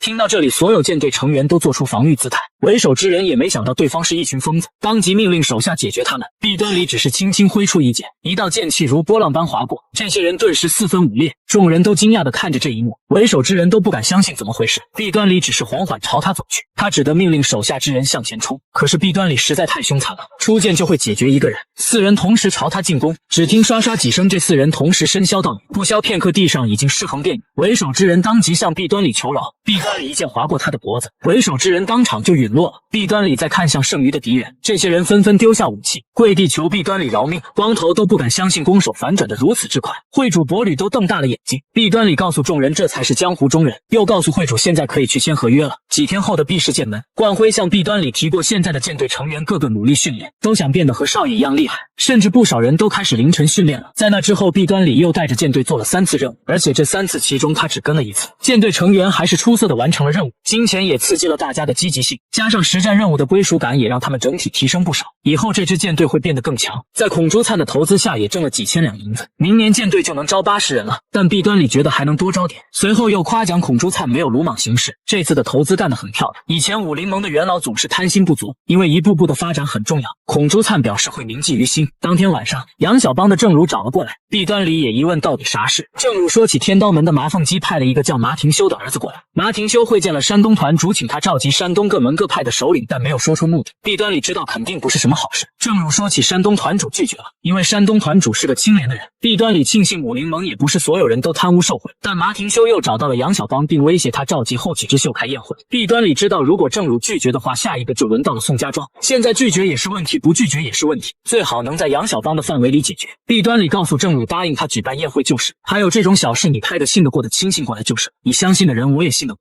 听到这里，郑儒都愣住，再次表忠心，有什么需要可以联系他。弊端里知道麻庭修是麻凤姬20个子女的其中一个，虽然他在继承人争斗中被踢了出来，但这个人从小就表现优秀，武功与其他继承人不相上下，只是因为他母亲是侍女就被踢出了继承人位置。这是正汝提供的情报。马廷修召集的后起之秀宴会也邀请了毕端礼，他应该打算拉拢山东各门各派首领的子女掌控山东。毕端礼担心马廷修和他父亲麻凤姬一样是个老色鬼，如果他看上了山东第一美人的宋华龄怎么办？就算他不是色鬼，也有可能将宋华龄献给他父亲。短时间也想不出其他办法，只能动用下策。此时的宋家庄侍女前来禀报毕公子求见，而且不是来见家主的，是想见小姐。宋华龄都面色一惊，于是宋华龄急忙赶了过来。毕端礼果然在这里等他。宋华龄当即询问找自己有啥事，毕端礼让宋华龄陪自己走走。于是二人来到了河边，一路上又询问宋华龄最近咋样。宋华龄解释除了修炼还是修炼，听说毕公子最近打败了野兽队，还完成了许多任务。毕端礼表示那只是运气好。宋华龄当即说出仅凭运气不可能有那种成果，又质问毕端礼之前一直假装不学无术的纨绔子弟是不是为了和自己解除婚约。毕端礼只得长叹一口气，不是假装纨绔子弟，那个时候就是纨绔子弟，因为被你打了就改变了。宋华龄完全不信这种话，他询问毕端礼现在为何又来找自己。毕端礼听到这里愣了愣，随即说出了想和你比武才来的。听到这个，宋华龄更惊讶了，又询问毕端礼是不是认真的，比武的理由又是什么？因为你那天打了我，我要报仇。宋华龄听到这里脸色都不好了，他还是答应了毕端礼比武。既然要比武，那就正式点用真剑比武。毕端礼也正有此意。宋家的练武场，宋华龄也换上了比武的服装，毕端礼倒是一副随意的样子。宋家的护卫只得傻愣愣地看着二人。他们在比武场拉开距离，准备开始比武。宋华龄提醒毕端礼小心点，随即提剑冲了上去。毕端礼一剑将其击飞。面对宋华龄的攻势，毕端礼总能轻松应对。他的剑法招招狠辣，实力确实不错，但摸都摸不到毕端礼。护卫都惊讶毕公子武功怎么这么高，小姐的攻势完全占不到上风。宋华龄用上了连环剑法，毕端礼也随意的将其化解，他都不知道怎么回事。毕端礼甚至都没挪动半步，又是一剑将宋华龄打退。他不敢相信自己的剑术完全被挡住。这时毕端礼也发起了进攻，他的剑直指宋华龄咽喉。护卫都以为要出事了，毕端礼反手就收住了剑，一拳打在宋华龄肩上。毕端礼并没有怜香惜玉，沙包一样的拳头密集的砸在宋华龄全身。眼看最后关头，毕端礼还狠狠地朝着宋华龄脸上来了2拳重击，直接将他打得当场倒了下去。护卫赶忙将宋华龄扶起，并质问毕端礼怎么可以做出这种事。毕端礼反问这场正当的比武是不是希望因为她是女人就放水。护卫指出你刚刚明明可以停下来，这是为了报上次你打我的仇。护卫听到这里也说不出话。宋华龄承认自己输了，还询问毕端礼最后的招式是什么。毕端礼知道他发现了自己的剑术里有致命的弱点，刚才的比武也是破坏了他那招才找到了机会。这10天看来他只能养病了，因为他的脸肿的暂时无法见人了。这样的话，马廷修的宴会也不必参加了。天下无双的武林盟主死亡之后，武林即将动乱。转世重生的武林盟主再一次遇见了前世辅佐他的左膀右臂。毕端礼也准备将毕氏打造成天下第一的势力。就在不久前，宋家主带着宋华龄登门拜访毕氏，当面向毕端礼致谢，让他知道了山东商会的阴谋。毕端礼很谦虚地表示都是阿玲调查出来，自己只是陪他去了一趟。这之后，光头询问毕端礼为何没有趁热打铁跟宋小姐喝一杯，最好2人一起喝酒再谈心。毕端礼解释自己也不是为了这个目的才帮他的，当即话锋一转喊光头比武。光头惊讶怎么这么突然，有时间比武不如和宋小姐去约会。毕端礼命令光头赶紧去拿剑，而且这次要实剑比武。随即2人开始比武，光头握剑的手都在颤抖。毕端礼告诉光头，正因为害怕才不能发抖，不知道光头能不能理解，这每一句话的经验都是他对武功的心得，但光头还是害怕伤了少爷。毕端礼又让光头把自己当成敌人，放心挥剑。光头朝着毕端礼一剑刺出，毕端礼轻轻挥剑就将其击飞。光头过于害怕，甚至闭上了眼睛。毕端礼提醒光头睁开眼睛认真打。光头摆起架势又重新进攻，他的攻击被毕端礼轻松格挡。双方用剑对砍的时候，毕端礼发现光头还是习惯闭上眼睛，他命令光头睁开眼睛，如果闭上眼睛会死。光头又一次提剑砍了上来，毕端礼一剑将其震飞，握着剑朝光头刺来，剑尖直指他的鼻梁。光头都以为自己要死了。毕端礼让光头记住这就是战斗的感觉，随后淡然地收起了剑，又告诉光头如果害怕的话可以不用勉强学剑。光头解释自己虽然害怕，但也想坚持到底。这时天空下起了雨，毕端礼知道这是春天到了，以前对初雪没什么感觉，现在倒是有点期待初春的到来。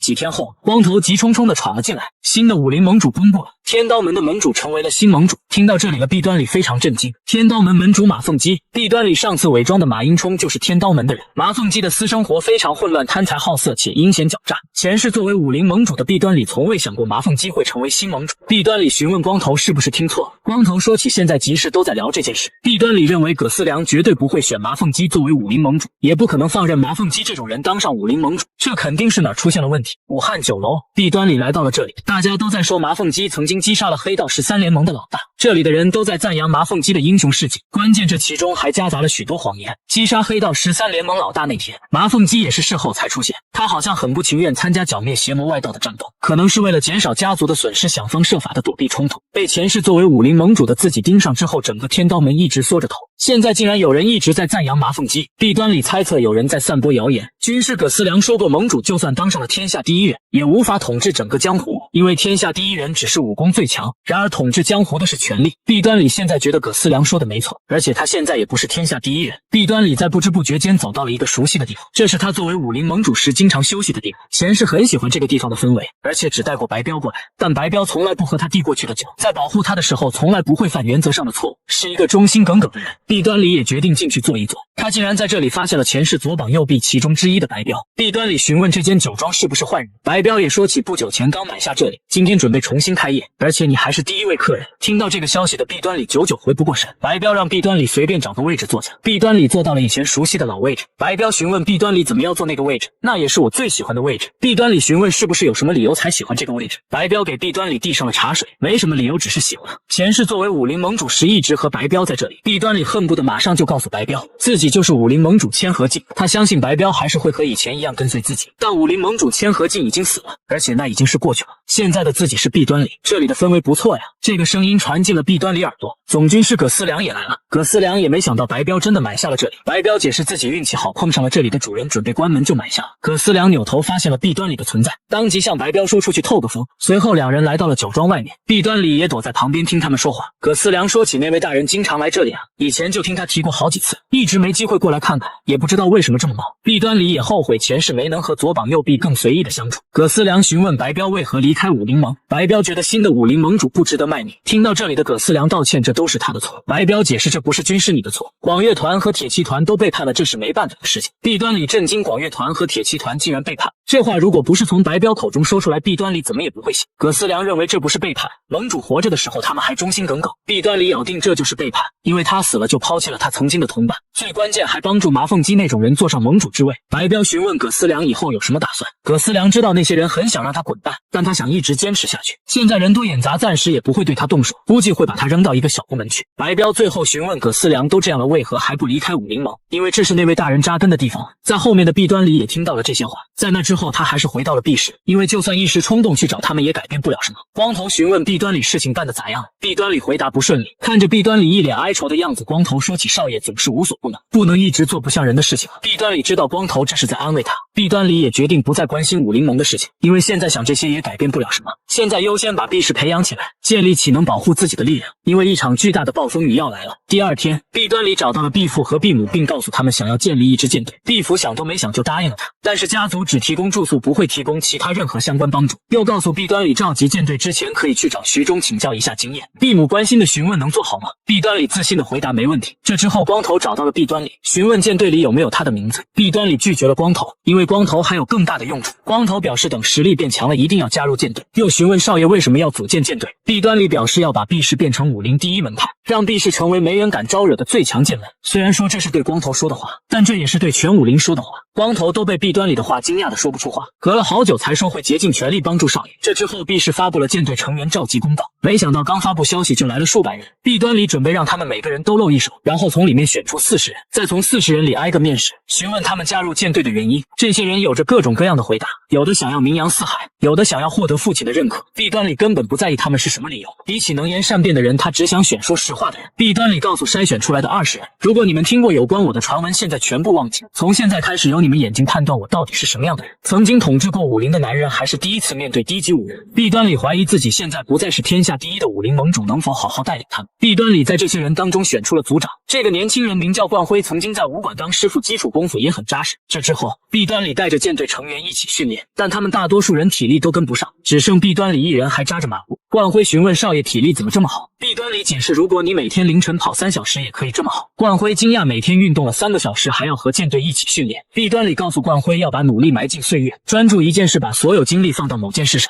如果你想以5人的身份做出成就的话，最好把时间花在努力上。冠辉听到这里马上又去训练了。这时光头黑着脸出现在弊端里身后，少爷为啥不教自己这些？弊端里反问光头是不是嫉妒？光头当场就急了，表示自己是真男人，做过各种事情的真男人。弊端里就是要让光头和冠辉形成竞争关系，让光头保持紧张才能进步更快，最好疯狂练武，为武痴狂才能成就大事。当天晚上，老管家询问弊端里舰队咋样了，弊端里解释自己不知道怎么经营舰队。老管家当然知道养一群人不是那么简单，弊端里说出了有了舰队之后才知道管家平时多么辛苦。听到弊端里的奉承话，老管家还是很受用，当即就给弊端里推荐了一个年轻人，让弊端里去找一个叫孔朱灿的人，还不忘提醒弊端里钱省着点花。第二天，弊端里带着光头去往了找孔朱灿的路上，光头只觉得今天没练武，被冠辉追上了咋整？弊端里只得调侃的笑了笑，他知道冠辉不可能追得上光头，因为南海七是远超其他武功，光头没和其他人交手，他自己可能不知道，光头比舰队里的任何人都强。弊端里和光头来到了一间破房子，敲门之后是一个胡须拉碴的大叔过来开门，光头都觉得不靠谱。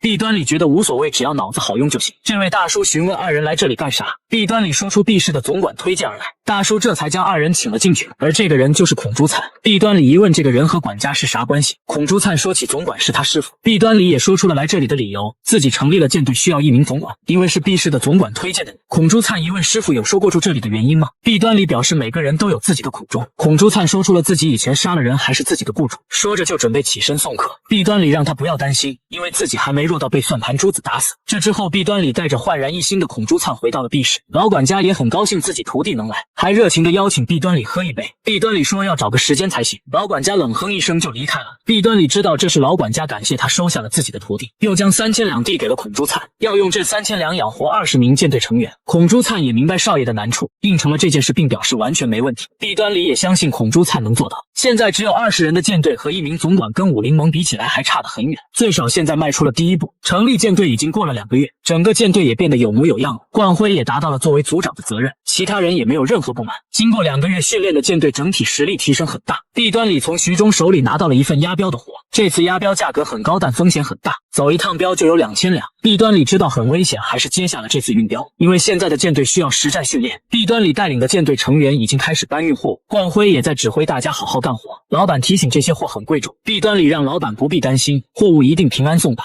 但老板还是长叹了一口气。弊端里认为老板这是看到他们是非正式舰队感到不安。就这样，舰队一行人开始押镖，走到一处狭窄的小路上时，光头说起已经过了3天，啥事也没有，除了风餐露宿之外，还真有点无聊。刚说完，弊端里就感受到有人来了，整个舰队都停了下来，一群蒙面人拦住了舰队，为首之人让舰队留下货物，可以饶他们一命。弊端里感受到了这群山贼气势很强，很不一般。此时舰队成员为首的几人都有点慌，弊端里命令所有舰队成员摆好阵型，舰队成员也纷纷做出防御姿态。为首的山贼头领见状也不废话，命令手下之人立刻动手，不留活口。弊端里直接扔出4把飞刀，山贼身边4人应声倒地。不等山贼头领反应过来，弊端里命令冠辉负责左边，光头负责右边，而他负责和山贼头领战斗。弊端里没用追魂修罗剑和避世剑法和山贼们战斗，但还是一剑砍中了山贼头领腰部。不等他缓过神来，弊端里又是一剑刺中了山贼头领的腹部。山贼喽啰们顿时惊慌失措，山贼头领都不敢相信自己这么简单就败了。弊端里只是冷冷地看着他，淡然地将剑从山贼头领腹部抽出，山贼头领当场陨落。天下第一的武林盟主陨落的消息传遍了江湖，谁也没想到他重生成了一位纨绔子弟，一夜之间他从人人喊打的废物变成了武林高手，退婚之后的未婚妻也贴了上来。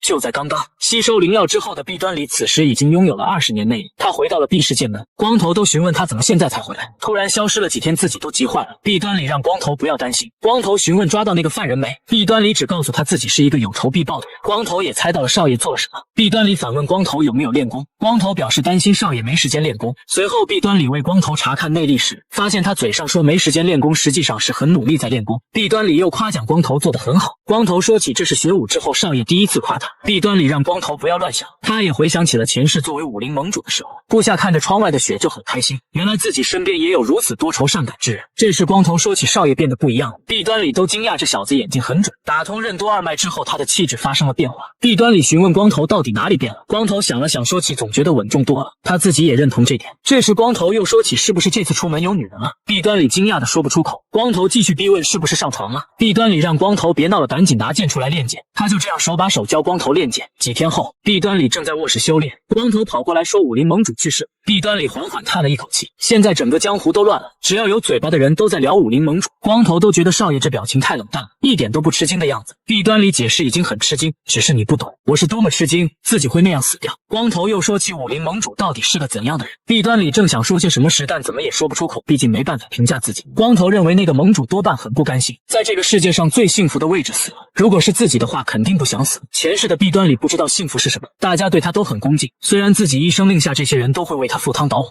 但弊端里和他们之间始终隔着一条鸿沟。总军师葛思良甚至从来没和武林盟主的自己说过心里话，甚至没人对自己说出心里话，我也从未对他们说过心里话。万人之上是孤独的。这时光头邀请弊端里去喝一杯，为了纪念去世的武林盟主，最少现在有这样一个人。弊端里也告诉光头，刚好纪念你成为江湖中人，怎么也得你请客呀。另一边的武林盟总军师葛思良现在都不相信武林盟主已经死了，广乐团的首领朱哲龙还在吵闹着尽快选出下一任的武林盟主。在盟主活着的时候，他还发誓一定要追随盟主，现在甚至没和他商量一下就去竞选武林盟主位置。他已经成功笼络了武林盟的4大组织：广乐团、铁骑团、赤龙团、执法团，甚至连元老院都笼络了，说明他筹备这件事很久了。总军师葛思良认为盟主多半是被暗杀的。朱哲龙警告总军师葛思良，武林盟主选举不能再拖了，如果你再拖延，就由我们几人直接投票。总军师葛思良陷入了沉思。朱哲龙已经掌握了3个大团的其中2个，总军师葛思良根本无法改变什么。他感叹盟主不应该就这样死了。某间酒楼，弊端里正在这里喝茶，一位老头正在向大家诉说武林盟主和斗魔的战斗。看到大家都不相信他说的话，老头立马解释自己当时就在现场。弊端里当然知道这个人在吹牛，因为那场战斗没有一个活口。老头说起斗魔长得很可怕，身高9尺，拳头大的像人头，简直就是天生的战斗狂人。弊端里知道的斗魔身高5尺，身材瘦小，只有一点是真的斗魔的确很强。老头继续说武林盟主实力深不可测，他在最后的战斗中躲开了斗魔拳头的罡气，飞在天上用剑气解决了斗魔。大家都羡慕老头目睹了那一场战斗，弊端里也没想到战斗被美化成了那样。真实情况是他和斗魔在泥水中战斗，好不容易才将剑插进他的心脏。这时旁边一人说起武林盟主强又如何，还不是一个贪财的货色。听到这里，弊端里非常震惊，大家一直认为武林盟主那么厉害，不可能不贪，甚至贪的钱太多来不及花就死了。弊端里实在无法忍受别人说他贪污，起身就离开了。前世的自己就算把一生都献给了江湖，但是这个江湖知不知道自己多喜爱他。此时的毕氏剑门，光头还在练剑，看向光头练剑的弊端里感叹，他不知道的是江湖上没任何人得到过这么高水平的指导，正因为教他武功的人是自己，才能把南海七事讲得这么简单。弊端里告诉光头，不同的武功施展的人不同，效果也不同，又给光头递上了一把剑。不懂剑的光头都知道这是一把好剑，光头都惊讶地说起，人突然做一件以前没做过的事，就说明他离死期不远了。弊端里黑着脸告诉光头，如果我死了也要留下遗嘱让你陪葬。前世作为武林盟主时，所有人都畏惧他，甚至没几个人敢直视他的眼睛，自己曾经认为那是力量的证明，实际上那是自以为是的自尊心。现在想起来也不用选择那种人生，如果能和他们多沟通就好了。毕氏剑门，宋家主找了过来，还主动向弊端里打招呼。弊端里觉得和他见面有点尴尬，因为刚和宋华林取消了婚约。宋家主说起，我知道你曾经迷茫过一段时间，年轻的时候像热病一样迷茫过也不错。弊端里觉得对方太高看自己了，这应该是基于宋家主和父亲的友情。宋家主让弊端里不必在意女儿说那些取消婚约的话，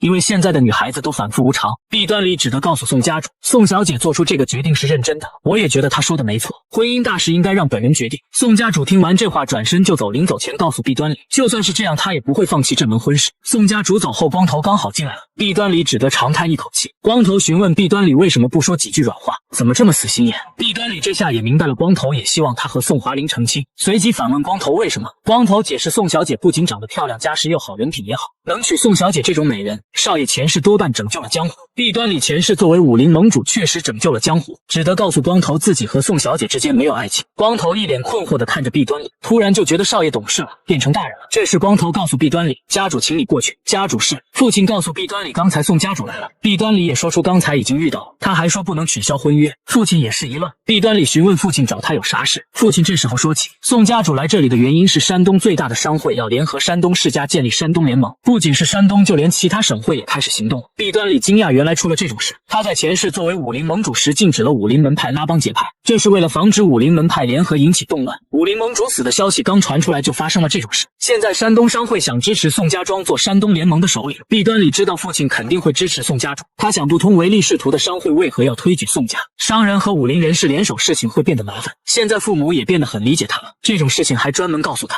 弊端里在回去的路上碰到了某个人，没想到宋华林会来找他。宋华林表示，如果不是有事要求，也不会来找他。弊端里询问他到底啥事，宋华林希望毕氏说服宋家主放弃山东商会的提议。弊端里不认为毕父的话可以说服宋家主，宋华林觉得就算无法说服，也有一定的影响力。弊端里不想和他争论这件事，于是询问他为什么要阻止这件事。宋华林觉得父亲不适合当首领。弊端里说出你是不是低估了自己的父亲？宋华林表示总比高估了好。弊端里都感叹这女人还是聪明至进退。他告诉宋华林，前代武林盟主好不容易稳定了武林，这种和平时期趁机壮大势力也不是坏事。宋华林担心的就是这点。前代的武林盟主用高强的武力统治江湖太久了，虽然明面上维护了武林的和平，但黑暗势力反而增长。弊端里一问黑暗势力是指什么，宋华林解释，江湖人本质上来说都喜好争斗，爱好暴力，前任盟主太强大了，一直压制着他们的本性。现在前任盟主死了，说不定他们一直都等着他死。听到这话，弊端里都震惊了，原来大家都等着自己死。第二天早晨，弊端里听了宋华林的话，一直没睡好，昨晚还做了一个梦，回到过去开武林盟会议的梦。原来他们一直都等着自己死吗？如果真的是这样，难道自己真的是被谁暗杀的吗？弊端里找到了宋华林，告诉他没有把劝说宋家主的事告诉父亲。宋华林道歉，不应该找他帮忙。弊端里告诉宋华林，如果想阻止宋家主的话，方法用错了。就算父亲成功劝说了宋家主，宋家主也会对山东首领的位置念念不忘，说不定还会影响两个世家的关系，所以要找出拒绝这件事的理由。弊端里说起自己通过管家的情报得知了一件事，几个月前山东商会向宋家主提出建议的时候，还被地里搞了一个大项目，这件事封锁得很严格，这个项目的具体内容他也不知道，但多半和这件事有关。宋华林认为，如果和父亲贸然说这件事，他也没时间调查。弊端里又说，只要和情报贩子买情报，今天就能知道内幕，但是需要一大笔钱。弊端里让宋华林自己选择。这之后二人来到了集市，他没想到宋华林能在2小时内凑齐2000两，看他一脸紧张的样子就知道他没和情报贩子打过交道。弊端里也是听前世的总军师葛思良提过情报贩子，他们来到了天网会支部。宋华林这时候说起他有点紧张，弊端里想了想也没啥办法，他告诉宋华林不要露出第一次来的样子，不然对方可能会抬高价。这种时候了，宋华林也只得答应。弊端里带着宋华林走进了情报屋，一个胖子询问他们有何贵干。你们是卖情报的贩子，当然是来买情报。胖子开价1500两才能说出山东商会的情报，原本价格是200两，最近情报很重要，所以涨价。宋华林直接递上了1500两。他们从胖子口中得知，几个月前山东商会本来要和杨小帮联合向河北发展，几个月前那是弊端里处理掉杨基哲父子之前的事，但是本地商会想向外地发展非常困难，而且本地商会也会反抗。山东商会联合杨小帮和河北本地势力发生了冲突，这个时候杨小帮的帮主死了，山东商会吃了大亏，因为新上任的帮主郑鲁断绝了和山东商会的来往，河北商会也在找机会向山东商会报仇，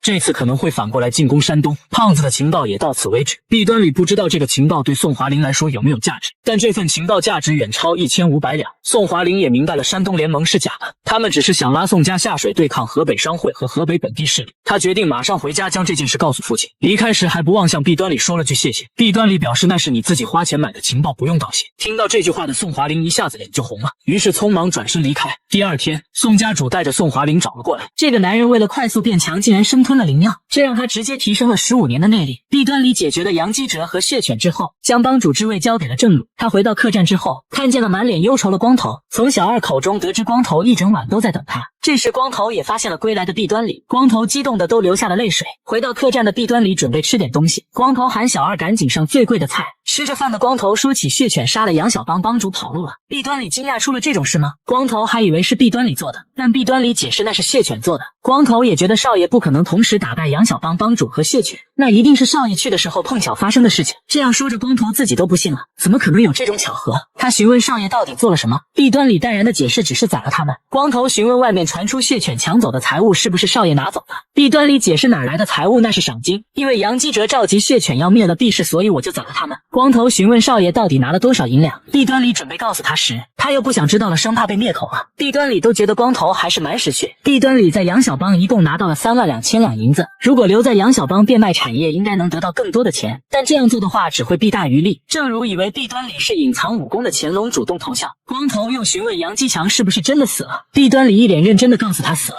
而且那种人渣本来就该死。这时弊端里说起要教光头练武，不是花拳绣腿，而是真正的武功。光头都不敢相信这个事实，关键他已经25岁了，学武也太晚了。弊端里倒是觉得问题不大，只要自己教的话可以克服学武太晚这个问题。弊端里让光头考虑清楚要不要学武，光头表示他愿意学武，看到少爷改变了，他也想做出改变。弊端里询问光头为什么对他这么好，自己以前可是人渣。光头解释少爷以前也是很好的人，以前生病时少爷还照顾过他，所以自己永远都无法忘记少爷。弊端里都吐槽光头真蠢，就为了这点小事。他告诉光头，你要学的武功叫南海七式，还有现在你不再是我的仆人了，你现在是我的部下。光头单膝下跪向弊端里效忠。弊端里虽然不想收弟子，但也不能打击光头的心意。这之后的弊氏剑门，父亲也知道了杨小帮竟然准备召集浪人消灭弊氏。弊端里向父亲解释，如果杨小帮没有和血犬内斗的话，弊氏就危险了。母亲觉得这是上天在保佑弊氏。父亲说起，就算杨基哲死了，欠杨小帮的债还是要还。弊端里也知道父亲是这种人，并呼喊父亲不要太担心。听到弊端里叫他父亲，弊氏夫妻都震惊了，母亲甚至都流下了泪水。父亲满脸欣慰的让弊端里早点休息。弊端里走出了房门，第一次叫人父亲，感觉也不错。弊端里来到了弊氏后院，将一包银两放在了这里。护卫询问这是什么意思，弊端里解释这是自己存下来的3000两。护卫疑问少爷怎么这么有钱，弊端里告诉护卫这是自己为了结婚存下来的私房钱，实际上这是从杨小帮抢出来的钱。弊端里也害怕拿出来太多可能会被怀疑，只拿出来了少量部分。弊端里又告诉护卫拿这笔钱重整舰队，给大家涨月钱，扩张人手。护卫质问弊端里，难道大家是为了钱才待在这里的吗？就算不是为了钱才留下，但舰队成员的家人不能跟着一起吃苦受累吧？护卫又说这钱应该给家主。弊端里知道给家主钱就不会被拿来重整舰队，父亲会优先考虑还清欠债。看到护卫执意不收银子，弊端里说起大主是舰队的根基，大主垮了舰队也就垮了。而眼前的护卫正是舰队的大主徐忠，他当即反驳舰队的中心是家主而不是大主。弊端里也没想到这个人这么固执，如果舰队是以家主为中心的话，那你就算为了家主也应该省下这些。徐忠犹豫片刻之后，还是收下了银子，并向弊端里表示感谢。弊端里觉得像他这种懂自己的人，以后看到的东西会更多。几天后的弊氏，看向舰队正在操练的弊端里都觉得舰队和以前不一样了，大家对他的评价也变了。外面也贴出了弊氏招收新武人的公告，弊氏变得比以前更有活力了。现在最大的问题还是自己的内功，天武护心诀修炼速度是普通功法的3倍。弊端里除了睡觉以外，所有时间都在修炼内功，但内力的积攒速度还是太慢了。解决方法只有一个，那就是打通任督二脉，但打通任督二脉需要昂贵的灵药，现在他手里只有29000两，这点钱不知道能不能买一株灵药。弊端里来到了黑市，这里是卖药物的地方，掌柜直接询问他要什么样的灵药，弊端里表示什么样的都可以。听到这里的掌柜陷入了沉思，弊端里知道如果这里没有灵药的话，那整个江湖也没有。掌柜说请你运气不错，这里已经6个月没灵药了，但前2天正好进了一个灵药。弊端里当即询问是什么样的灵药，掌柜才说出是千年八阳胶，这种灵药最低可以提升10年内力，最高可以提升15年内力。放到现在这个灵药难求的时代，这东西可谓是可遇而不可求。掌柜开价44000两，但弊端里差了15000两。掌柜指出现在的灵药稀缺，想买的人可太多了，弊端里也没办法，只能下次再来了。掌柜询问他为什么想要灵药，弊端里回答当然是为了变强。掌柜又问变强之后呢？弊端里解释自己一辈子不孝，最近懂事了，想尽点孝道。听到这里的掌柜直接笑了出来，做了一辈子生意，第一次听到这种话，因为想买灵药的江湖中人没一个孝子。这话刚好戳中了弊端里心窝，让他想起了自己的前世，一直想着变强，根本没有考虑身边的人。等回过神的时候，已经为时已晚。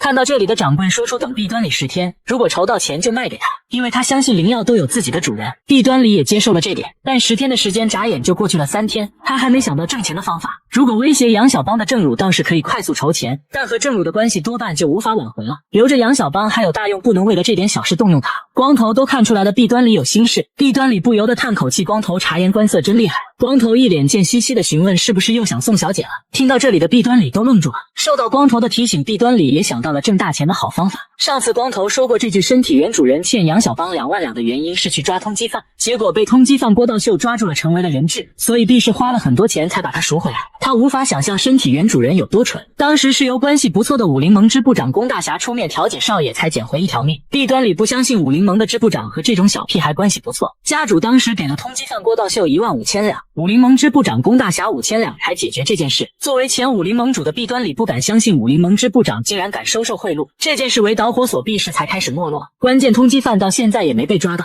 听到这里的弊端里实在无法忍受。此时的武林盟支部，一位中年人来到了这里，这个人正是乔装打扮的弊端里，他单刀直入的说自己来找支部长。对方询问他从哪里来的，弊端里说起自己来自天刀门。听到来自天刀门，护卫慌忙的跑进去通报。天刀门是中原5大势力其中之一，前世要不是他压制住了5大势力，江湖早就乱了，所以弊端里对5大势力了如指掌。其中最容易伪装的势力就是天刀门。这个天刀门的门主麻凤姬是个色胚，有几十个妾室，还有几十个孩子。天刀门的门主自己都分不清这些孩子谁是谁的。武林盟支部的人将乔装之后的弊端里迎了进去，他只是身穿华服说了一句来自天刀门，对方都没有确认他是谁。如果自己要杀死支部长，那他已经死了。内堂里，武林盟支部长提起听说阁下来自天刀门，能否告知尊姓大名？弊端里介绍自己名叫麻英冲，是现任门主的叔父。武林盟支部长当即鞠躬久仰大名。不过确实有个叫麻英冲的人，但他不常出门就是了。武林盟支部长让弊端里落座，又为他斟上好茶。弊端里这才说起天刀门目前正在追查一个人，这个人还在这里挡过人质，而且还是由你出门调解的。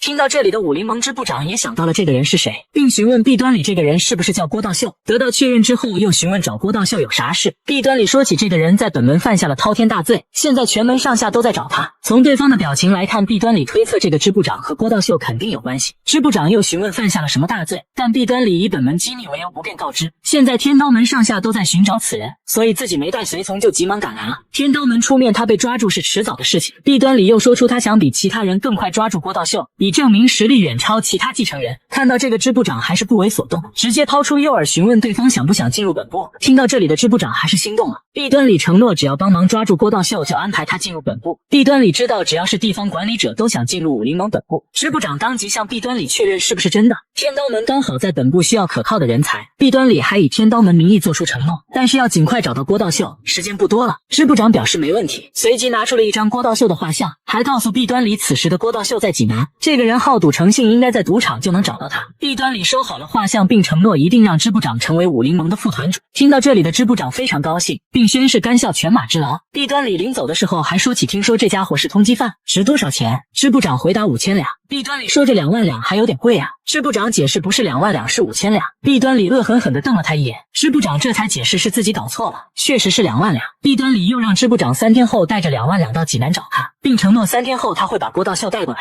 3天之后的济南某座不知名的山上，支部长正在费劲地爬山，而弊端里也在这里等着他，地上还放着郭道秀的手机。支部长将2万两交给了弊端里，还祝贺弊端里抓住了门派的逆贼。弊端里询问银两不是有问题吧？支部长解释自己数了2遍绝对没问题。弊端里告诉支部长这件事情办得很满意，等着去本部就好了。支部长愉悦地表示感谢。弊端里说起这家伙临死之前说你俩是熟人，两人还合谋欺骗了毕氏剑门。支部长当即否认这件事。看到支部长脸色不太好，弊端里安慰道不要慌张，自己更喜欢世俗一点的人，办事才能更大胆。支部长也感谢对方能理解他。弊端里好奇地询问他为什么要这么做。支部长想的反正也暴露了，如果此时不说还会痛失领导的信任，直接说出了弊端里是个臭狗屎一样的家伙，所以需要改一改他的毛病。弊端里大笑着开口，原来如此，所有的疑团也解开了。他直接撕开了人皮面具，看到这张脸的支部长满脸震惊。弊端里之前还以为身体原主人对支部长做了什么不可饶恕的事情，支部长一时间还不相信眼前的事实，当即命令弊端里把钱还回来。弊端里表示这可是我家被你骗走的钱。支部长当即拔出了剑，但眼前突然一股微风袭来，他还没反应过来时，脖子已经被展开了一道口子，红色的液体当场喷洒而出。弊端里淡然地转身离开，他知道支部长已经命不久矣。武林盟让你当支部长可不是为了干这种事，是为了让你保护江湖人。支部长走得很安详。在这之后，弊端里来到了买灵药的黑市，将银两放在了掌柜的桌子上。他没想到对方这么快就筹到了，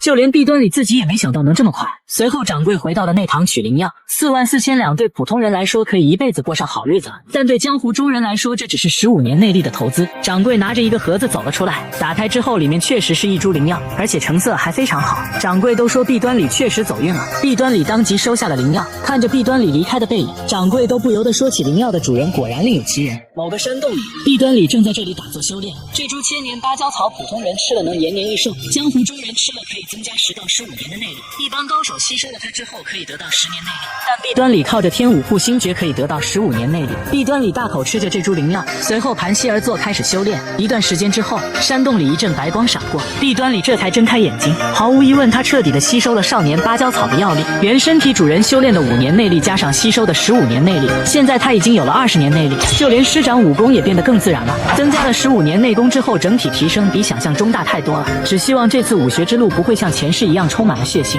内力大增的弊端里回到了毕氏剑门，这个活了20年的败家子突然就变成了武林高手，这让在场的所有人都不敢相信自己的眼睛。就在刚刚，杨小帮的帮主杨基哲带着一群人来到毕氏剑门做客，父亲带着弊端里迎接他们。以前毕氏剑门是山东第一的时候，杨小帮的帮主不穿鞋都要迎接毕氏家主，现在就连称呼也变了。而且故意来的这么晚，就是瞧不起现在的毕氏剑门。毕端礼和杨小邦的公子杨基强一见面就针锋相对。杨基哲提起大家是否认识河北彭家彭文都大侠，杨小邦和彭家联合处理了一些事才过来的，而且他还在彭大侠面前替毕氏美言了几句。父亲陪着笑脸感谢杨大侠的照顾，杨基哲又突然间大笑，说起现在只有他才愿意帮助毕氏了。父亲笑着将杨基哲请进了里屋，毕端礼则没有一同进入。杨基强打招呼，欠钱的废物又见面了呀。毕端礼觉得虽然对不起光头，但是为了父亲和家族只能忍一忍。光头现在看到杨基强都瑟瑟发抖，这让毕端礼差点忍不住动手，但还是忍住了，毕竟来者是客，还请杨基强进屋吃个饭。杨基强咒骂毕端礼傻子，有没有自尊心，催促毕端礼快点还钱2万两。毕端礼警告杨基强不要太过分。杨基强再次嘲讽毕端礼脸皮真厚，难道你还以为你是山东第一帮派的继承人吗？毕端礼当着众人面说起他知道自己是个人渣，准备头也不回就这样离开。毕氏的门人都觉得公子是真变了。毕端礼一问2万两，可是一笔巨款，到底是要闯什么样的祸才能借2万两？这时一个声音打断了他的思绪，杨基强竟然在调戏仆人宋熙，这让毕端礼脸色阴沉。光头连忙上前解救宋熙，杨基强顿时火冒三丈，见明也要碰他，一个眼神就吓住了光头，光头直接跪地道歉。杨基强也想起了这就是上次他欺负那个仆人。杨基强一口龙痰吐在地上，在场的仆人都明白了他想做什么。杨基强质问光头地上是什么东西，光头只得回答是唾沫。杨基强强调他上次就说过院子里有垃圾，是不是应该打扫？光头马上准备用衣服擦掉，杨基强一脚踩在光头手上，这是他用嘴巴吐出来的，必须要用嘴巴舔干净。毕氏的剑士只是默默地看着这一幕，杨小邦的剑士也面露冷汗。宋熙流着泪大喊让他来舔，光头马上呵斥了他，并让宋熙去伺候家主。随后他们向远方投去了求助的视线。毕端礼正冷冷地看着这一切，只听他缓缓开口：脏东西当然要收拾。宋熙听到这话都绝望了，光头更是咬紧了嘴唇。杨基强露出了得意的笑容。毕氏的剑士觉得公子改变这话看来是假的。就在光头准备用嘴去舔唾沫时，毕端礼质问光头是在做什么，当然是谁吐的谁收拾。宋熙和光头一副茫然的样子。毕端礼命令杨基强把唾沫擦干净，杨基强都以为自己听错了。毕端礼阴冷的开口让杨基强用嘴巴把唾沫舔干净，杨基强顿时怒气值飙升，咒骂毕端礼是不是被女人打坏了脑子。这时光头说起唾沫他打扫了就行，你是听不懂话吗？为什么你要收拾？毕端礼冷漠的眼神看向光头，这让光头只得退下。毕端礼又告诉毕氏的门人，这次的事情他来处理，你们在旁边看着就行。毕氏门人见大表示接受公子的命令。杨基强嘲讽道：你能怎么处理？毕端礼让杨基哲现在道歉还来得及，因为用你嘴巴舔地板只会让地板更脏，如果不愿意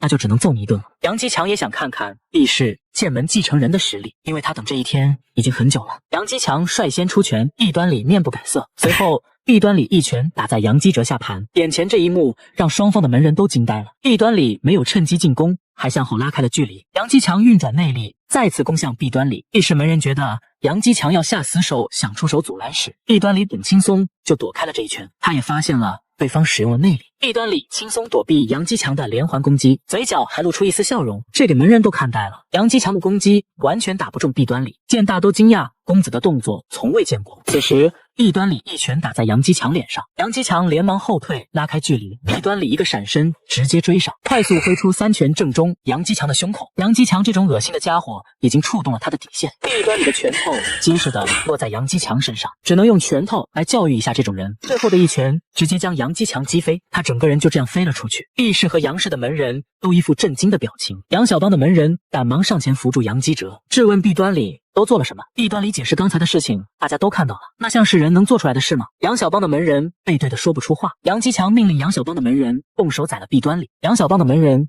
直接呆住了。杨基强一拳打了过去，并命令对方赶快动手。毕氏剑门虽然已经没落了，但也不能为了这点小事宰了毕氏继承人，但他又不能不听少爷的命。准备拔剑时，毕氏剑门阻止了他，这是愤怒之下的命令，你可以不听，如果真要动手，你们也要考虑一下后果。双方一副剑拔弩张的样子，准备动手。面对杨小邦的威压，毕氏门人丝毫不畏惧。杨小邦的门人无奈还是收起了刀，这是应该由双方家主们解决。杨基强这时突然抽出了门人的剑，朝着毕端礼刺去，剑大想阻止，也来不及了。弊端里很随意就避开了这一剑，同时还抓住了杨基强的手臂。这冷漠的眼神让杨基强一惊，弊端里一掌打在杨基强小臂上，直接将他手臂骨头都打断了。杨基强还在捂着手喊疼时，弊端里一脚踢在他的腿上，手脚被折断的疼痛刺激着杨基强。弊端里也不准备停手，又是一拳打在杨基强脸上，直接将他牙齿都打掉了几颗。杨小帮的门人再次惊呆了，杨基强一下又飞了出去，剑大和光头都张大了嘴。弊端里很自然地收起了拳头，杨小帮的门人急忙上前点穴，叫医生，又安排人通知家主。光头让弊端里赶紧躲起来，剩下的事情交给家主处理。如果待在这里，杨帮主出来肯定要出事。弊端里拒绝了他，如果自己走了，光头多半要被拿来顶锅撒气。光头催促的时候，杨小帮的帮主杨基哲和父亲已经赶了过来。弊端里让光头不要担心，如果自己死了，肯定把你一起埋了。这给光头吓坏了。杨基哲当场质问怎么回事。杨基强说起那边的兔崽子要杀他。杨基哲斜眼看向弊端里，弊端里也不做任何解释。杨基哲向门人确认是不是真的，门人结结巴巴说不出口。杨基哲一个耳光扇了过去，你这个蠢货，怎么能看到杨小帮继承人被别人打死？说着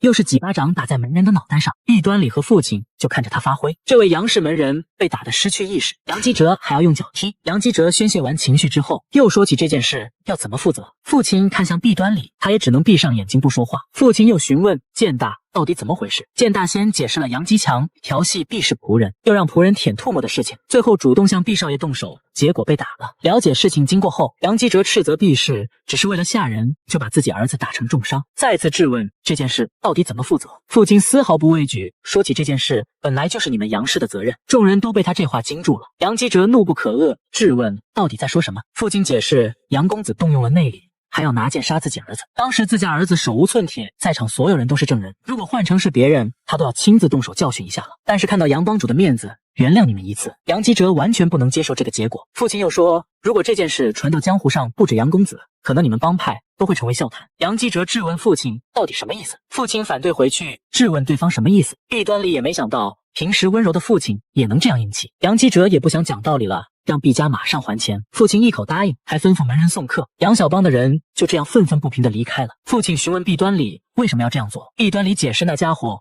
侮辱了自己家人。父亲看了一眼弊端里，没有说话，就这样带着门人离开了。弊端里让宋希和光头不要害怕那种家伙，以后他会保护大家。光头询问公子不害怕吗？杨小帮可是山东第一大帮，如果攻过来怎么办？弊端里安慰光头打架不是靠人数，而且也不是那么容易开战，但是杨帮主的儿子被打成那样，肯定不会善罢甘休。弊端里觉得杨基哲那种自私的人不可能贸然行动，他连自己儿子的伤势都没看一眼，只是生气儿子被打了，让他丢脸了，所以杨基哲是一个自私自利的家伙。光头感谢弊端里为他出头。弊端里说起你应该一辈子都不会忘记，就离开了。弊端里判断杨基哲不会马上行动，肯定会选一个不弄脏自己手的方法报仇，所以他必须抢先动手。此时毕氏夫妻房间内，母亲取出了他代代相传的首饰。杨小帮的帮主，这个记仇的人如果不还钱，迟早出事。他准备卖了这个还清欠债。父亲坚决不让卖，因为这可不是普通的首饰，而是岳父的遗物。母亲笑着说，你和儿子才是宝物，而且儿子好不容易振作起来了，必须要支持他。虽然被骗过很多次了，但那终究是自己儿子。父亲也只得听从母亲安排。站在门外的弊端里刚好听见了这一切，本来打算来道歉的，没想到听到了这些。本来以为这次转生只是偶然，但是听见了毕氏夫妻的对话，说不定老天爷就是为了让他帮助这对夫妻转生过来的。他前世一辈子都没体验过什么是亲情，自己真的有这个资格吗？前世如果有人惹他，那他必定要10倍100倍奉还。武林盟主重生成败家子，第一件事竟然是灭了敌对家族。就在刚刚，弊端里拉着光头一起去杨小帮，为了解决这次事情，他决定先下手为强。光头询问为啥要带着他，弊端里解释这件事是因为他开始的。又看到光头唉声叹气的样子，弊端里又说能相信的人只有你了，这让光头自信感爆棚。随后他又想起少爷人际关系只有这么大，这让他忍不住询问少爷到底怎样才能变成这样乐观。弊端里说起只要让别人揍你一顿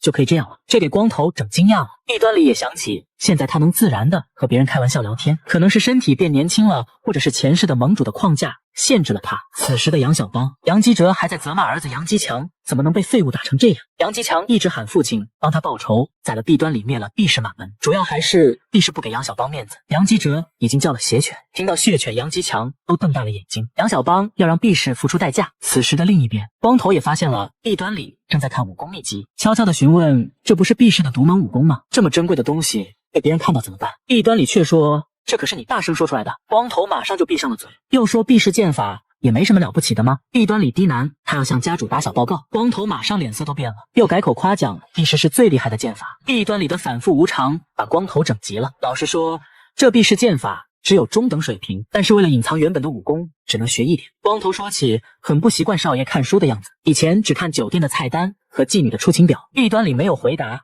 而是询问光头想不想学武。光头马上否认了，他这种身份学什么武功？弊端里解释杨基强那种人渣都能学。光头辩解杨基强出身好，又有师傅教他。弊端里告诉他武林中人重要的不是家族和师傅。光头质问那是什么？弊端里没有回答。光头猜测是天资骨骼还是意志或者努力。弊端里告诉他还有更重要的，那就是缘分和武林的缘分。光头都惊呆了，这个完全不构成理由，只以为是弊端里不想说。事实而言，对武林中人来说，更重要的就是缘分。此时他们已经到了一家客栈，弊端里向小二开了一间客房，光头却说他要睡马车。弊端里解释开的双人间别浪费了，光头觉得和主人睡一间房不太好。弊端里让光头留下喝一杯，还特意点了下酒菜，会把光头惊呆了，因为这还是第一次和少爷同桌喝酒。弊端里都不得不咒骂原主人真是个蠢货，他甚至还要给光头倒酒。光头表示他一辈子都不会忘了今天。这时光头就像想通了什么一样，弊端里刚喝一口酒，光头询问是不是要带他过去以死谢罪，这让弊端里酒都喷出来了，所以才对他这么好。弊端里都不知道咋解释了。光头还说他是不是猜对了，听说杀牛前都要吃一顿好的。弊端里也不想解释，只得长叹一口气。光头又询问什么时候学会的武功，几招就打败了杨基强。弊端里表示他修炼了10天就打败了对方。光头左看右看都觉得这不可能。弊端里解释这是他大器晚成。只见光头猛喝一碗酒，他不指望少爷真的大器晚成，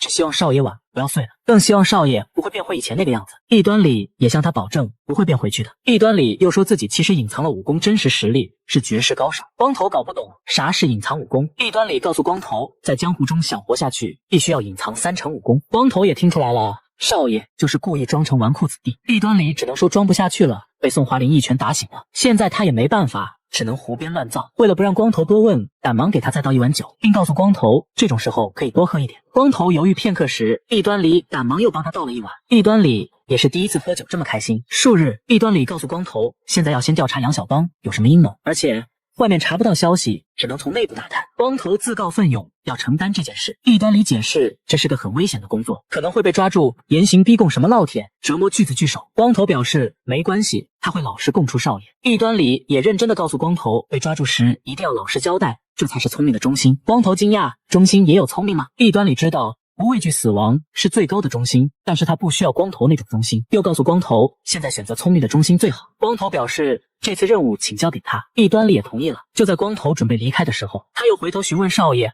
会不会在他后面保护他。弊端里告诉光头，如果这么想会好受点，就这么想吧。随后光头就这样一个人去打探消息了。弊端里相信自己和光头的缘分不会因为这点小事就结束了，只有让光头多磨练，才会和江湖产生缘分，所以他希望光头一定要成功。数日客栈，弊端里一个人在这里，他觉得光头已经被抓住拷问了，也可能是埋进土里了。这时一个戴着斗笠的人影走了进来，他向弊端里讨一口酒喝。弊端里询问是不是很有趣，光头取下斗笠表示怕得要命，怎么可能有趣。光头告诉弊端里，杨小帮正在通过血犬召集浪人，已经召集了10多个人了，还散布谣言说少爷侮辱女人时受到杨基强阻拦，将他打伤。基于弊端里平时的作风，大家肯定会相信。弊端里询问消息准确不？光头解释他收买了一个杨小帮的侍女，传闻杨基强经常折磨自己侍女，所以大家都很讨厌他们。弊端里也觉得光头能打探出消息也是有一定能力。光头还通过侍女知道了血犬的名字，本想潜入杨小帮调查，但还是害怕。弊端里夸奖对方已经做得很好了。光头说起他还发现了一件事，弊端里都惊讶，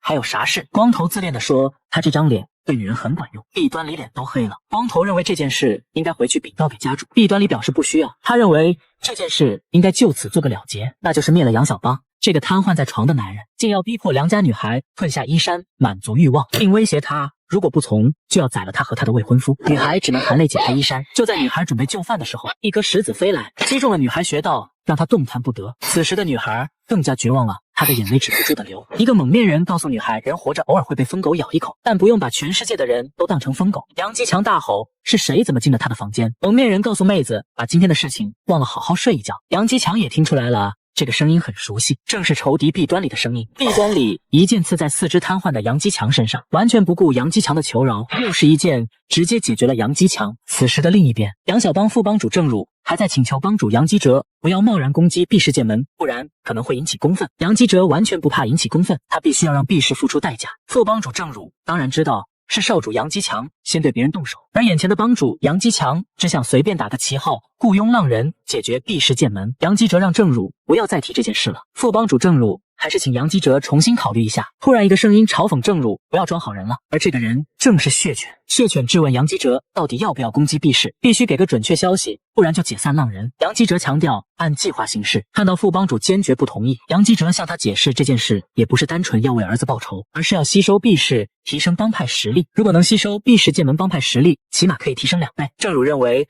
毕氏之所以强大，是大家相信毕氏掌门的威望。杨基哲瞬间抓住了话语权，质问郑汝自己的威望是不是不如毕氏。郑汝连忙否认不是。杨基哲这时候说起江湖只有强者和弱者，强者支配弱者，这就是江湖。副帮主郑汝还是觉得不能做这种事情，他向杨基哲提出，如果非要攻击毕氏，他就退出杨小帮。杨基哲听到这里火冒三丈，让副帮主郑汝滚，赶紧滚，不然就宰了他。听到这里，副帮主郑汝心都凉了，本想开口说些什么，杨基哲让他赶紧滚。副帮主郑汝跟随了杨基哲20年，如果没有他，杨小帮根本不可能发展到现在这个规模。郑汝都怀疑自己这20年到底做了什么。此时的杨基哲还在大吼他要灭了毕氏满门，就连毕氏的一条狗都不能放过。郑汝虽然气得咬牙切齿，只能趁着被抛弃之前离开杨小帮。只见郑汝眼睛一亮，一个黑衣蒙面人出现在他眼前。郑汝准备拔剑质问对方到底是谁。蒙面人质问郑汝到底甘不甘心，人生的最后为了保护这种人而丧命。这一瞬间，郑汝发现了对方是高手中的高手。蒙面人告诉郑汝不要浪费这一条命，在这里待着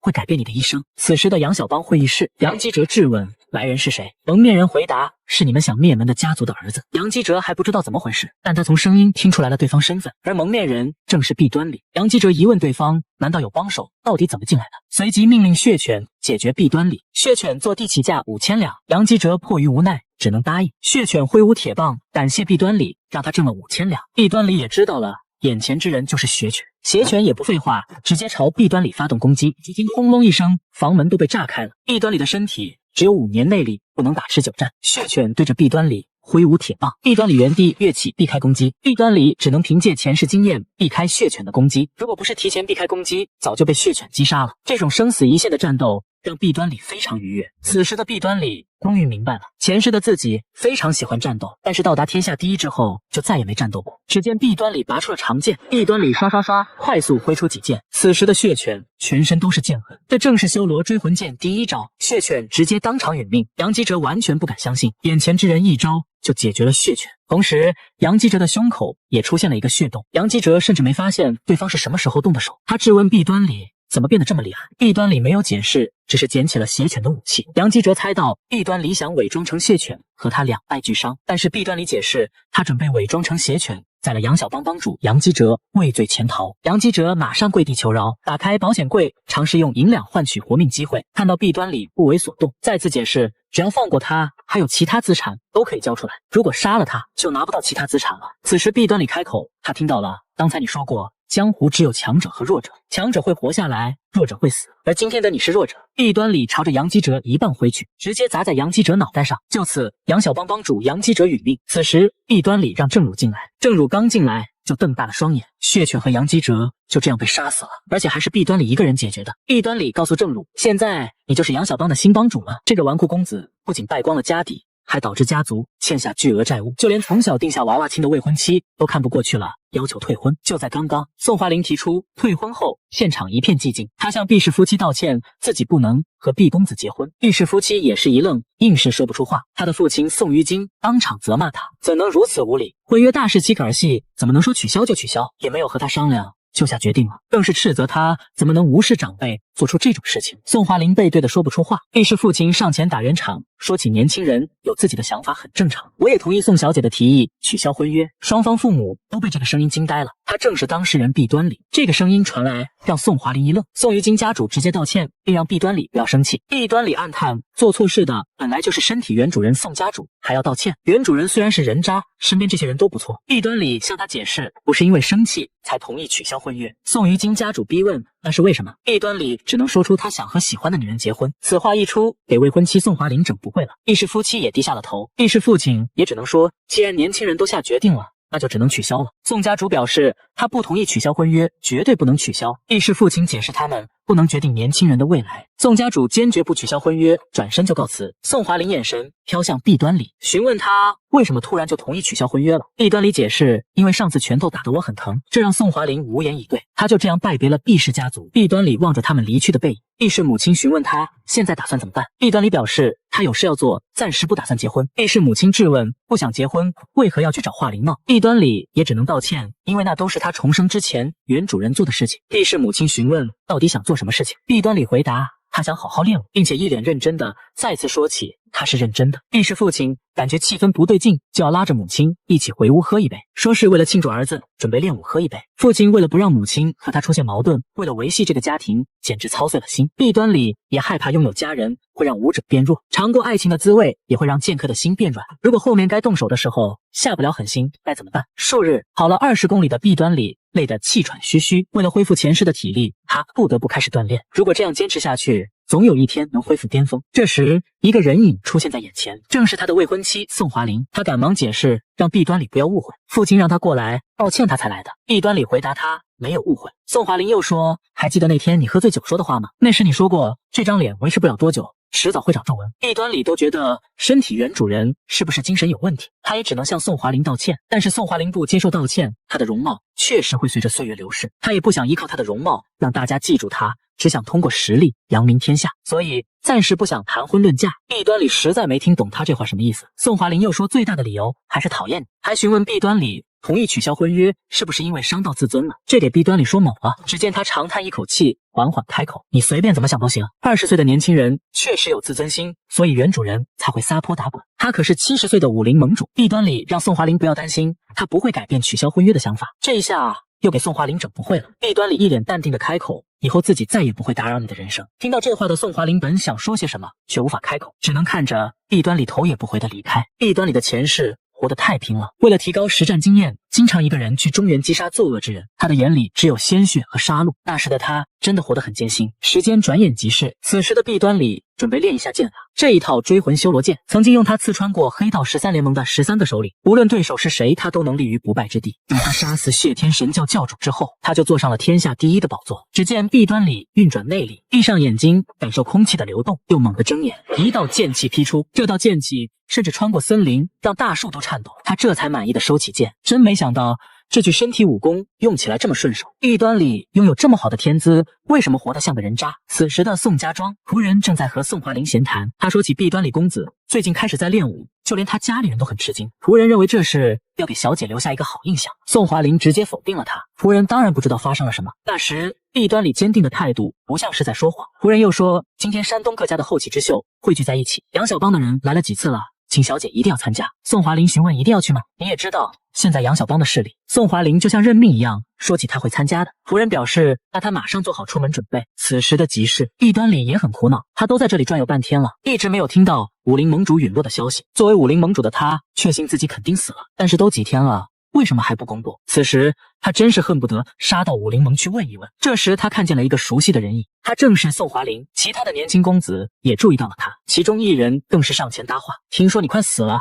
怎么还没死啊？弊端里心想，难道又是原主人的熟人吗？这个年轻人更是挑衅道，听说你最近练武了，是不是要揍他？弊端里轻蔑一笑，质问对方，难道练武是为了揍人吗？我练武只是为了杀人。仅一个眼神把这个年轻人就吓住了。弊端里继续淡定地喝着茶，年轻人更不信自己被眼前的废物给吓住了，直接嘲讽，你这个欠债的废物，还被宋小姐打得哇哇叫啊！宋华林马上否认他没说过那件事。弊端里惊讶，难道原主人还借过对方钱？年轻人又说，大家都知道你揍了他，难道你还在乎他？宋华林开口，完全没有这回事。弊端里也不想多说什么，起身就走。年轻人警告弊端里，以后不要用这种眼神看人。弊端里觉得没必要和小屁孩计较，虽然不知道他为什么变成弊端里，最少不是让他把精力放在这种可笑的事情上。其他人都觉得弊端里好像真的变了一个人。宋华林则是一副令人费解的眼神。此时的毕氏见门，刚回家的毕端礼则发现不对劲，太阳都下山了，光头还在打扫卫生。光头说起杨帮主要来，毕端礼询问杨帮主是谁，光头解释杨小帮的帮主叫杨基哲，而杨小帮是山东最大的帮派，以前我们毕家是第一。毕端礼一问，难道我们是第二吗？光头解释杨小帮第一，宋家庄第二，毕家连前10都进不去。毕端礼惊讶，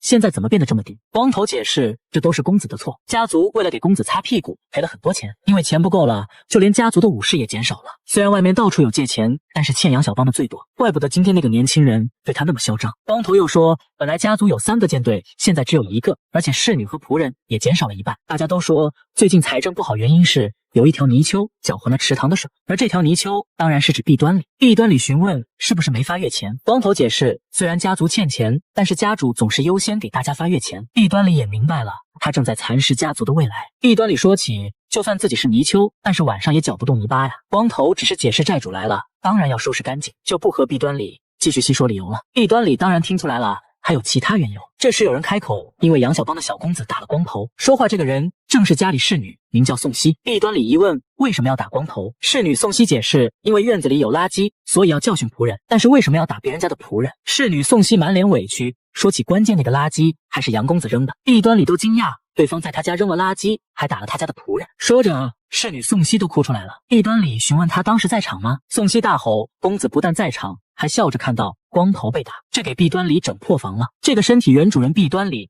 还真是个垃圾，是个废物。宋熙说起昨天听光头说公子变得可靠了，虽然他不相信公子，但是他相信光头。随后宋熙就离开了。毕端礼此时内心很复杂，又看向一旁正在打扫的光头，更是有一股莫名的愤怒，为什么都遇到这种事情了，还要对自己这么好？随后毕端礼就这样离开了。当天夜里，杨小帮的帮主杨基哲带着浩浩荡荡的一群人来到了毕氏剑门。这个天下无敌的男人竟重生成了纨绔公子，山东第一美女的未婚妻还找上门，闹着要退婚。这个70岁的老头不仅是武林盟主武功，更是天下第一。他感受到自己寿元将近，询问手下之人，他是一个怎样的人？他们评价盟主是武林中最伟大的人。曾经的他年仅29就打败了剑帝刀帝拳王，被大家称为武神。30岁就当上了武林盟主，先带领武林正派击败了邪魔外教，再击败了黑道13联盟，又击垮了魔教血天神教，最后成功统一了整个武林。为了武林的和平，还肃清了武林盟内部敌人，被大家称为铁线盟主。他就是武林的绝对统治者，他代表了侠和武，甚至可以说他就是武林。听到如此评价，老头很是欣慰。随后他找理由打发走了2位手下。人生最后时刻，他还是想一个人待着。他这一辈子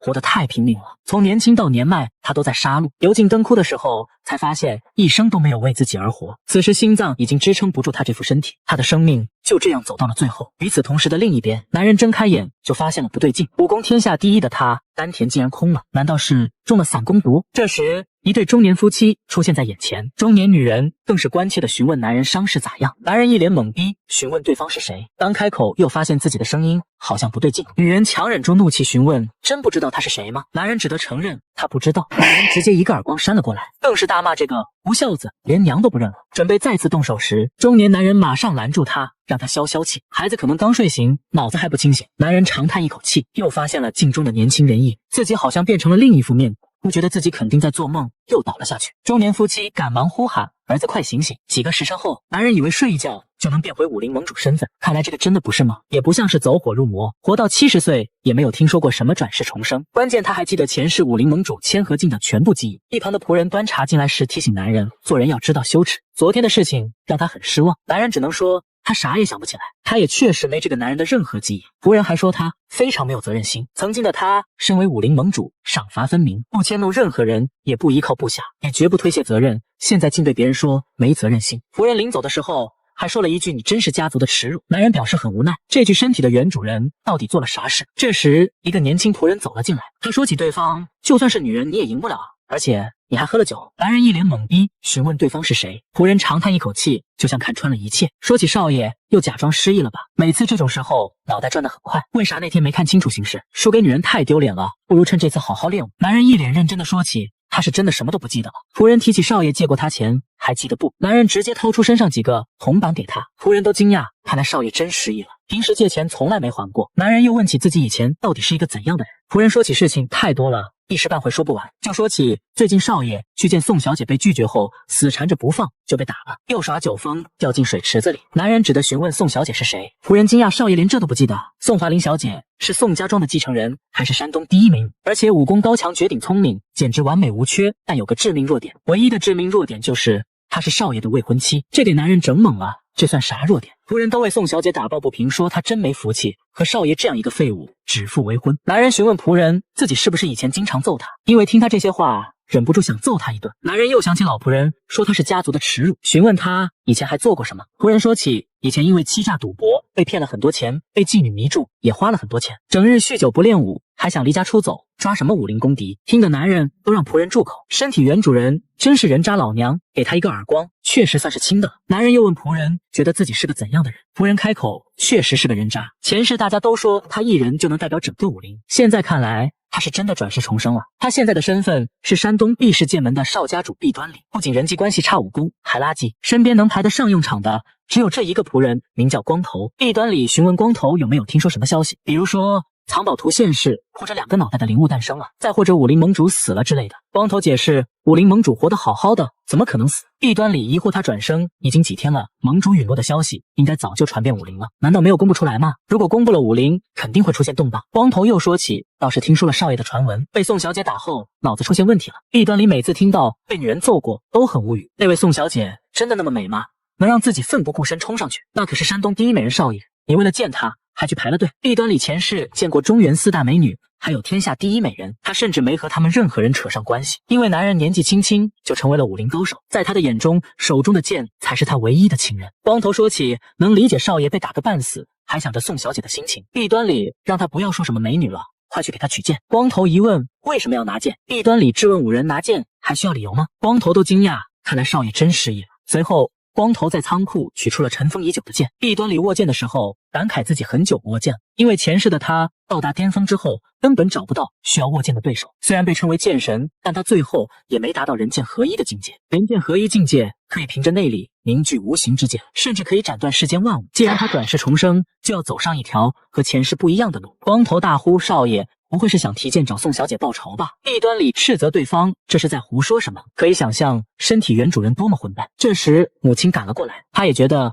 毕端礼要拿剑去找宋小姐报仇。毕端礼连忙否认，说他只是想练武。母亲就认定毕端礼在撒谎，肯定想做什么坏事。毕端礼一脸认真的开口，他不知道会用这把剑做什么，最起码不会用剑伤害他的未婚妻，更不会拿剑伤害弱者。这认真的表情把母亲惊呆了。前世的男人以剑为伴，最后都没有娶妻生子，虽然不知道为什么转生成为毕端礼，既然转世了他，就以毕端礼的身份好好活下去。毕端礼让母亲不要担心，母亲都被他的话震惊了。几天后的山东毕氏剑门，毕端礼正在打坐修炼，可以明显的感受到丹田内力充沛，全身内力澎湃而出。他将身体原主人混乱的内力变成了精纯的内力，只要运转天下第一心法天5号星诀，就能随时调息内力。现在他要用天5号星诀增强内力。这时仆人光头冲进房间，大呼不好了。毕端礼只觉得该来的终于来了，难道是武林盟主死了吗？仆人光头一愣，武林盟主怎么可能突然死了？他随后解释，宋门主来了，宋小姐的父亲宋于金大侠来了就来了，怎么大惊小怪？光头又说宋小姐也来了。这一路上光头一直提醒不要闯祸，还要诚恳的道歉，千万不要乱来。片刻间就到了现场，父亲和母亲还有宋大侠都在，最后宋家庄的继承人宋华林也在。毕端礼都感叹如此姿色，怪不得能让原主人神魂颠倒。宋华林也明显注意到了他。毕端礼鞠躬向宋大侠问好，宋于金果然是一副大侠样。毕端礼又向宋华林表示那天的事情真的抱歉。宋华林直接撇过了头，父亲马上打圆场，这件事确实是自己儿子的错。宋华林开口，既然长辈们都到齐了，他想说一件事，那就是取消婚约。在场所有人都被这话惊住了。宋于金当场质问女儿突然说什么。宋华林解释他和毕公子属于指腹为婚，他也有选择自己丈夫的权利。此话一出，现场一片寂静，毕端礼更是长叹一口气。